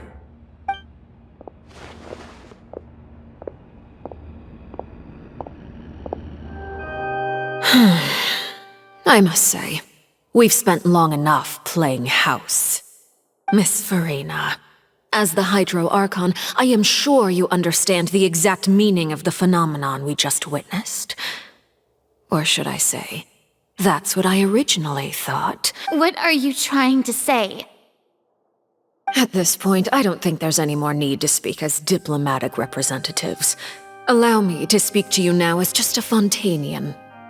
You know the prophecy by heart, and also that every part of it is being proven true. Yet, here you are relaxing, drinking tea, and eating desserts as if it's all nothing more than a few stray bugs in your garden. Do you really think that's acceptable? The prophecy's hanging above our necks like a guillotine. Every faction is looking for a way to either avert the disaster or save their own.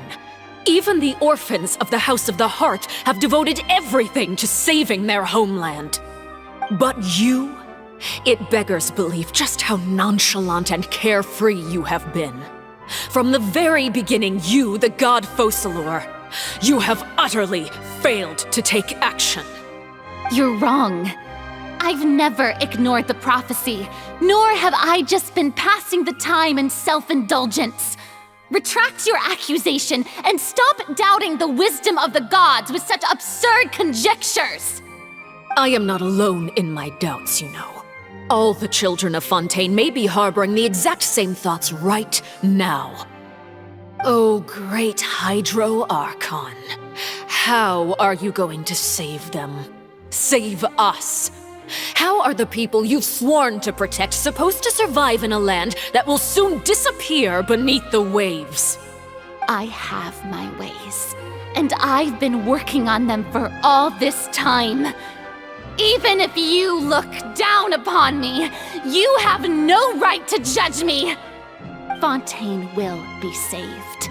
Even if I still cannot see the true future right now, as long as I continue on as I am, I will be able to hold my head up high!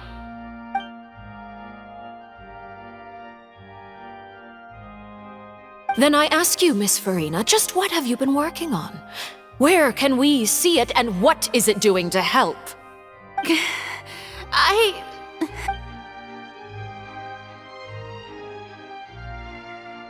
My machinations are just like the prophecy itself. They will only reveal themselves at the fated time. It is just that beings like yourselves are unable to perceive them as of yet. I see. As a god, the proof of your labor always lies beyond prying mortal eyes. Allow me to be so bold as to ask another way. Would it be possible for you to tell us the parts of your plan that are not confidential? Such as your emergency response plan for the impending disaster? An emergency response plan? Oh, that look in your eyes. Have you not even prepared one of those? The emergency response plan is also strictly confidential. Then allow me to jog your memory. Miss Farina, what is the purpose of your Oratrice Mécanique d'Analyse Cardinal? And what do you plan to do with the massive amounts of indemnitium that has accumulated over the years? The Oratrice? It's just like it appears to be.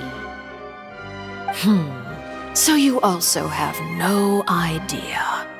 If I'm not mistaken, someone's using it to prepare for something. But unfortunately, it would seem that someone is not you, Miss Farina. I first caught wind of this when Linny tried to investigate the Oratrice in the Opera House.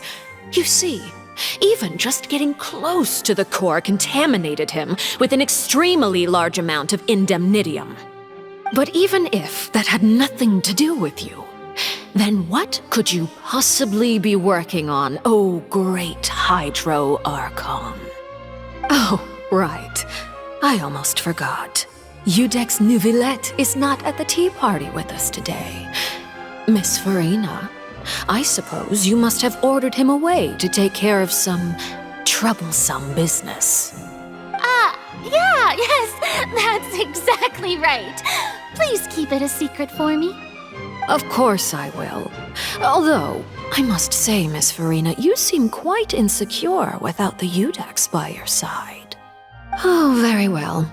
Let's stop that conversation here. There are still a few slices of cake left, so please, help yourselves, everyone.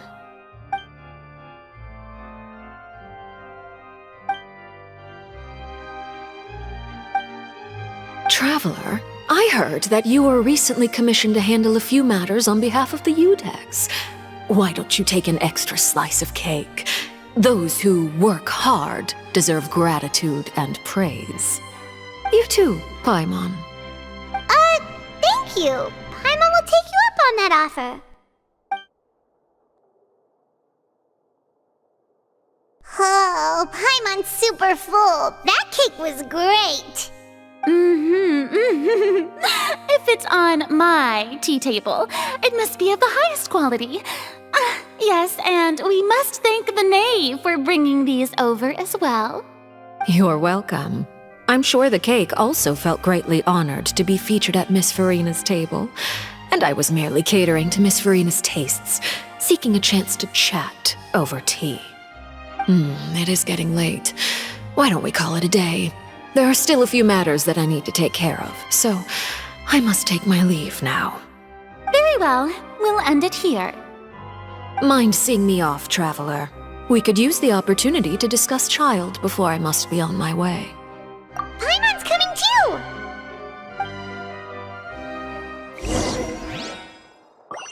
The tea party turned out to be even more difficult than I'd imagined.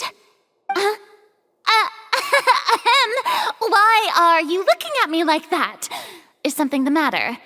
If there's nothing urgent, then I shall be retiring for now.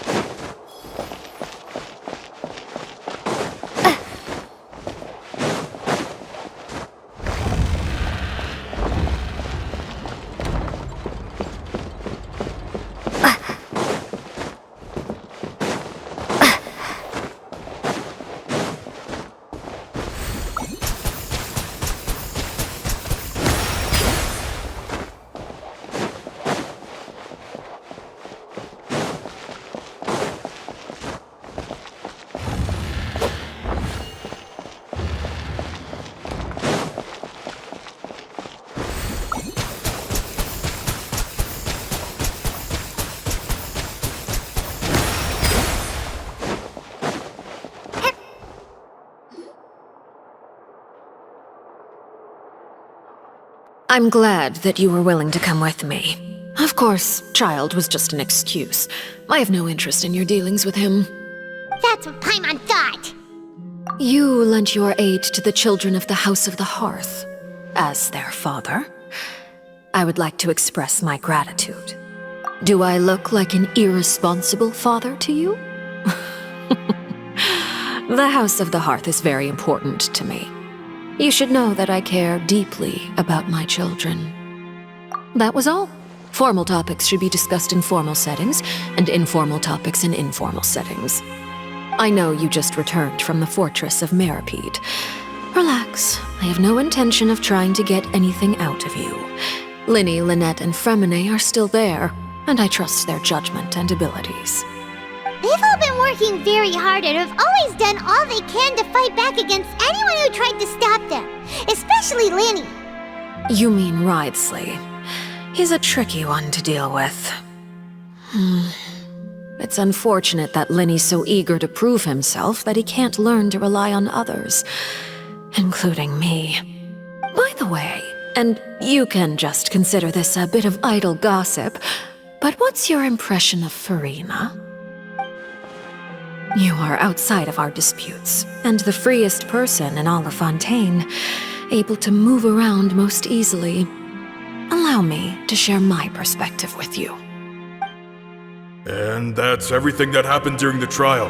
Master Child was declared guilty and immediately transported to the Fortress of Meripede. Didn't he say he was coming here on vacation? Does he not feel an ounce of shame for all the trouble he has caused? Forget it. He did give us an opportunity. I will be meeting someone shortly. Do you require help with any preparations? No need. I will take care of it myself. I need to meet with Farina, the Hydro Archon. She is at the heart of Fontaine. But what's fascinating about her is that she often seems more like a celebrity than a working Archon. Oh? Come over here, you little critter, you! You dare to run from me? Stop right this instant! My goal is just to discover the location of the Gnosis. But I didn't expect the chance to approach Farina to be handed to me on a silver platter. This is so easy, it's actually making me a bit suspicious. Anything left unguarded is usually just bait. But no one will blame someone for taking the bait. After all, from the moment it was attached to the hook, the bait is meant to be sacrificed. It's just as I guessed in the second before I struck. The Hydronosis is not currently held by the Archon. In fact, this Archon doesn't seem like a god at all. And I sense that she's under some kind of curse. Who are you? And what are you trying to do? Please don't kill me! I'm begging you, please! The fear in her pupils is genuine, so perhaps she's not bait after all. Either way, targeting her has lost all meaning. I left the scene with ease.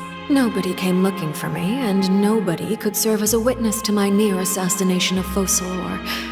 I suspect even Farina dares not mention this incident to anyone. Not long after, my informants confirmed what I had guessed. After returning to her quarters, Farina quietly cried alone. She was so scared that she could not sleep that night, nor could she even bring herself to eat her cake.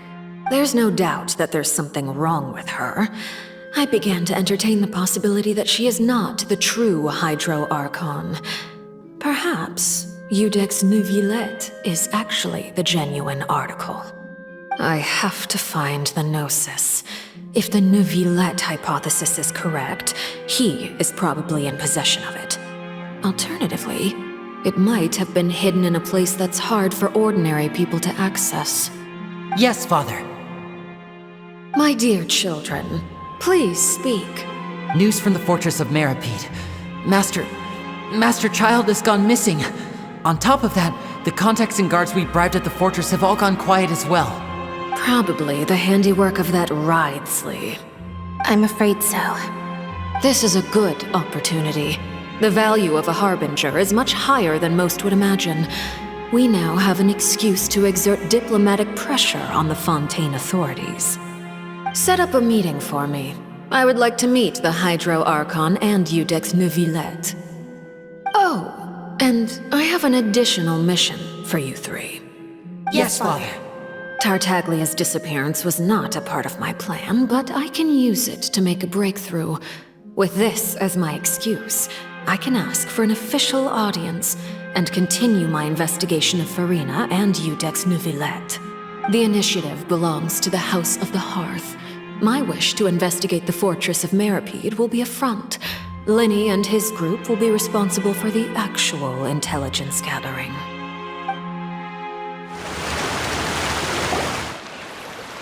You should know the rest.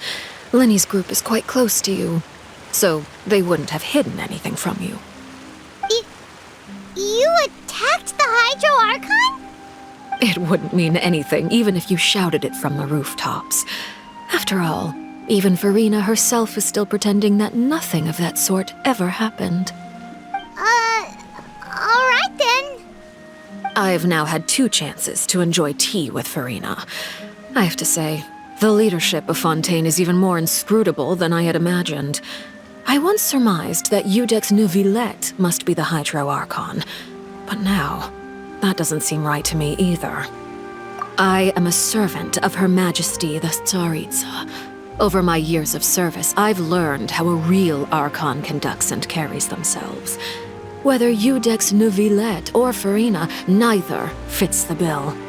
It's hard. Of course, that is all just how I feel. Gut feelings often do not require justification. It is, however, quite amusing to me that after all my years working in intelligence gathering, I've come to realize I am at a complete loss regarding the identity of the god of the land of my birth. Don't you think Fontaine is quite intriguing? A catastrophe looms, yet many secrets have yet to rise to the surface. It looks like Fontainians will have no choice but to save themselves. Ultimately, though, one must survive in order to do anything else. Should the need arise, I would be happy to cooperate with you. You don't need to commit to anything right now, of course.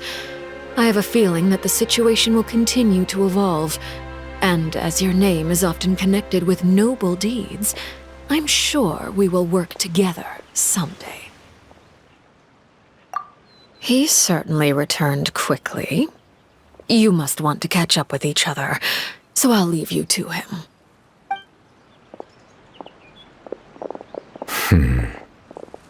Neuvillette, is it over? For now, yes. But this issue will prove quite thorny in the long term. I'm concerned that sooner or later the prophesized events will occur. Thank you for protecting Farina. To put it simply, I used my power to force back the Primordial Sea and reseal the sluice gate. So as expected, the knave has turned up the pressure on Farina. She's trying to feel her out, though I'm still unsure as to her motives. Permission granted. Whoa. It can't be that you're the real Hydro Archon, right? But that's just a speculation on our part, though. You can't tell us? Then that's okay. We can talk about something else. We won't try to force you. You guys in Fontaine are super strange. If by the phrase, you guys, you are referring to Farina and I, then although I'm not sure just what you are trying to imply, I must clarify that I do not share her positions on a multitude of topics. I believe so. The fortress has a long and complex history. It has seen much grief and suffering. And now, another catastrophe will soon be upon us.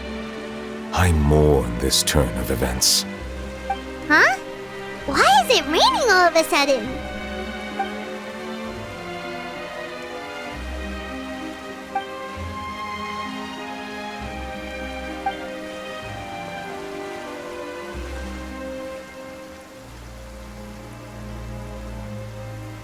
You may be closer to the truth than you think. Oh? And what are you thinking? The dragon of... what? Huh? Please do not be so surprised.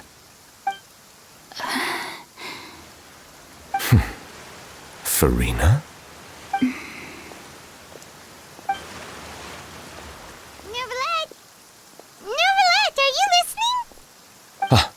My apologies. We were just guessing randomly. We didn't guess right, did we? You're not actually the dragon sovereign of water, right? Well, if you don't want to confirm or deny... You guessed correctly. I sincerely hope you'll be able to keep this a secret for me. Right, of course. We'll definitely help you keep it a secret. There's still something Paimon wants to ask you, though. Please, go ahead. Well, if you are the dragon sovereign of water, and you were able to force back the primordial sea from the fortress, then since Fontaine's prophecy is all about seawater, couldn't you just use your power to solve the crisis?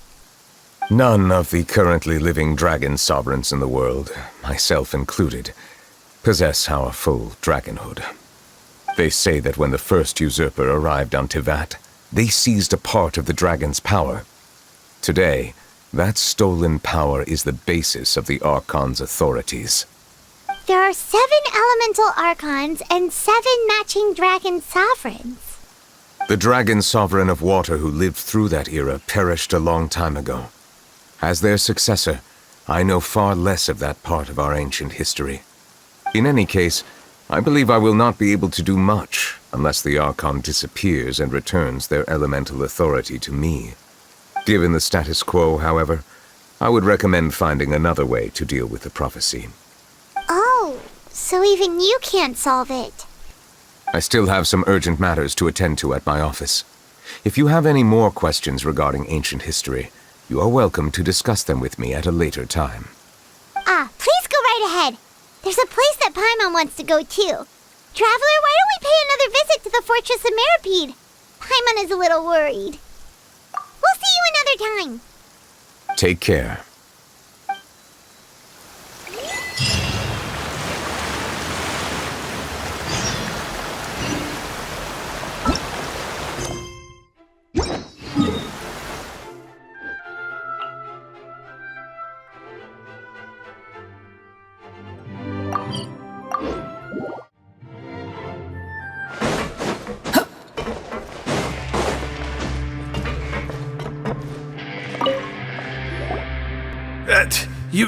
You guys are back?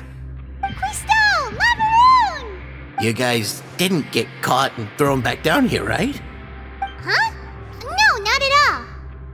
And here I thought you'd managed to escape from jail during all the commotion. I'd held you up as legendary jailbreakers, but now you're telling me you just never left? We're sorry, but we just own business to take care of. All right. There's no need to get caught up in the details.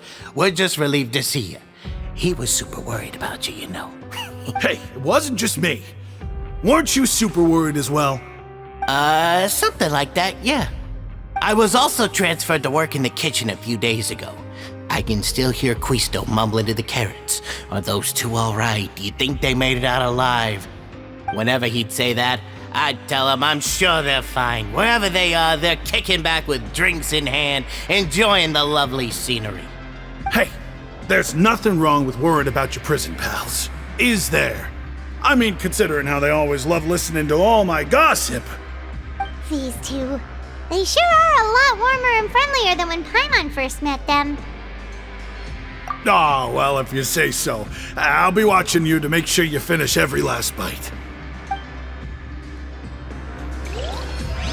Hey, why don't we have a meal with those two one of these days? You want to cook for them yourself?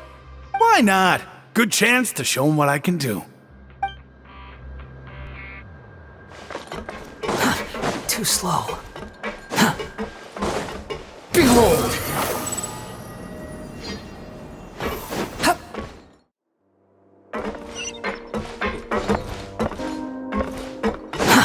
Too slow.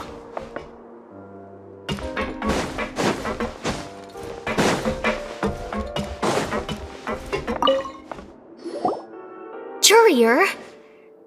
Miss Sijween told me you still haven't eaten. Yeah, I was working on something, so I forgot. That's no excuse for... Huh?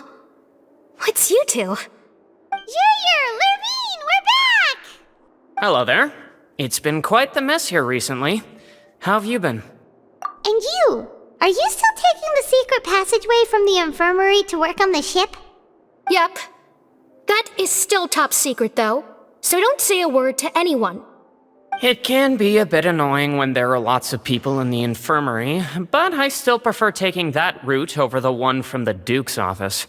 I mean, the infirmary does make it easier for you to slack off. Oh yeah? Then why are you also here so much? You two really are just using your jobs as a cover for your relationship, aren't you? Not at all! Courier, the rumors about us are literally everywhere now. Please do something about it. But it's not like I caused them by myself. All right. I'll try to do something about it when I can find the time.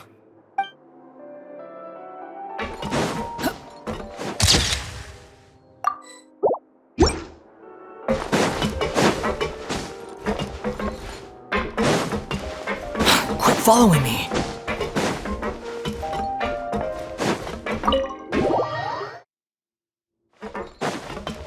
Squall and Fury!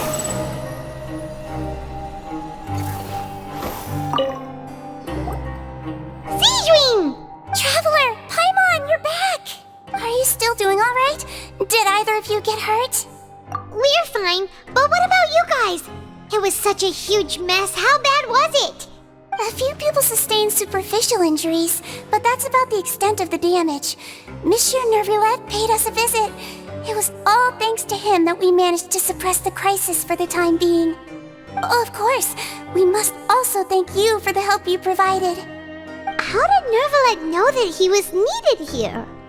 Well, Monsieur Nervillette has strong resonance with the hydro element. When the water level rises, he can feel the waves produced. I ran into the bombshell bros while bandaging the injuries of the wounded. They were mumbling the whole time about how you just ran down without a word. I'm so relieved to see that you're both alright. If you're not too pressed for time, please stay with us a few more days. Just let me know if you get a craving for any particular dish, so I can have Mr. Wolsey get your meals prepared. Oh, and please feel free to visit the infirmary for a break at any time. I'd like to take the opportunity to spend some more time observing your facial muscles as well. Your happy smiles are quite contagious, you know. They're so memorable, and I've missed them immensely while you were gone. If you can find the time, please stay at the fortress for just a while longer.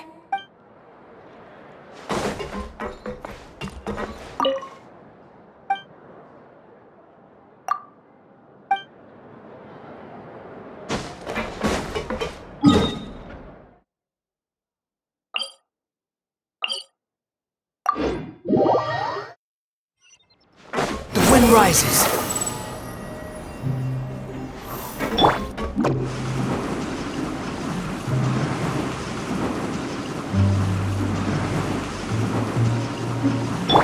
Take it easy.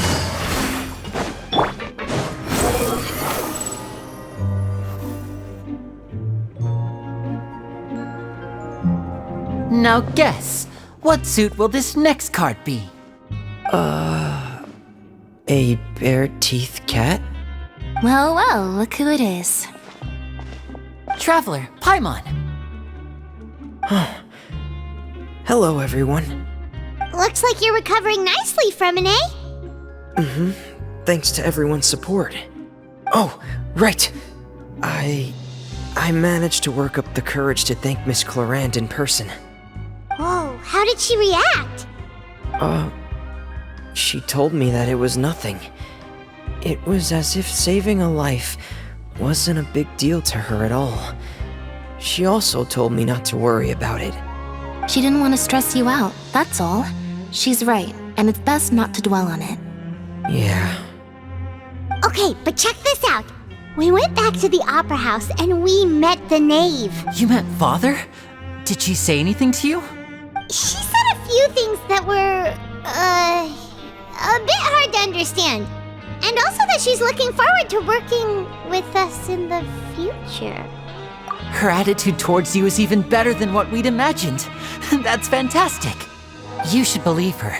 She has her own way of doing things, and she'll do everything in her power to help those she considers close, which now might also include you. Mm-hmm. Father is very capable, and also trustworthy. Oh, Paimon just remembered that she thought Linny was a bit too proud as well. She said that you should learn how to rely on others sometimes. Got it. That does sound like something that Father would say. Hey! Are you going to stay here for the next few days? Looks like it, yeah. Excellent. I will host a tea party. For real?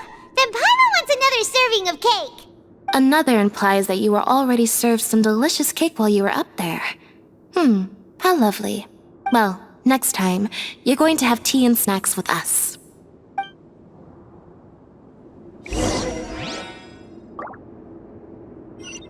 We should start preparing that tea party. Oh, that's a great idea. I'm all for it. I'll help you set it up.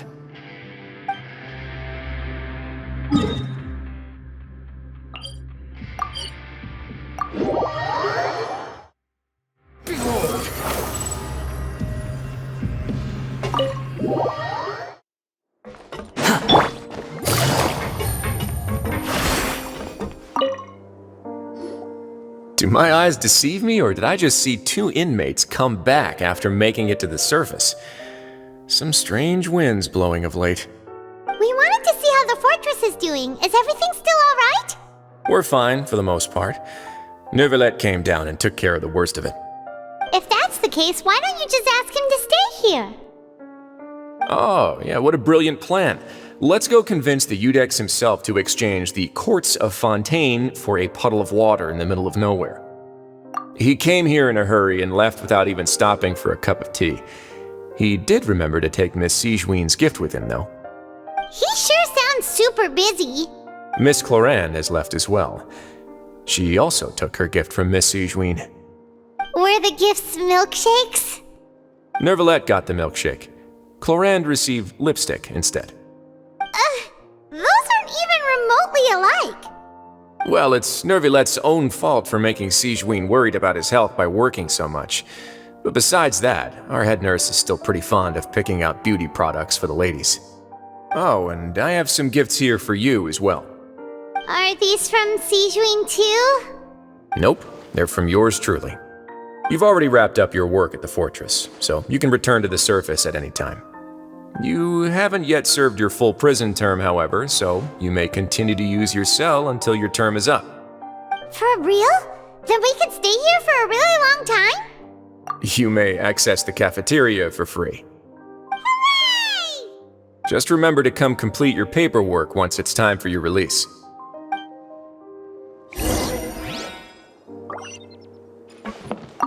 Your file can't be closed until we've completed your paperwork, so don't forget to come find me again when you're done serving your sentence. We're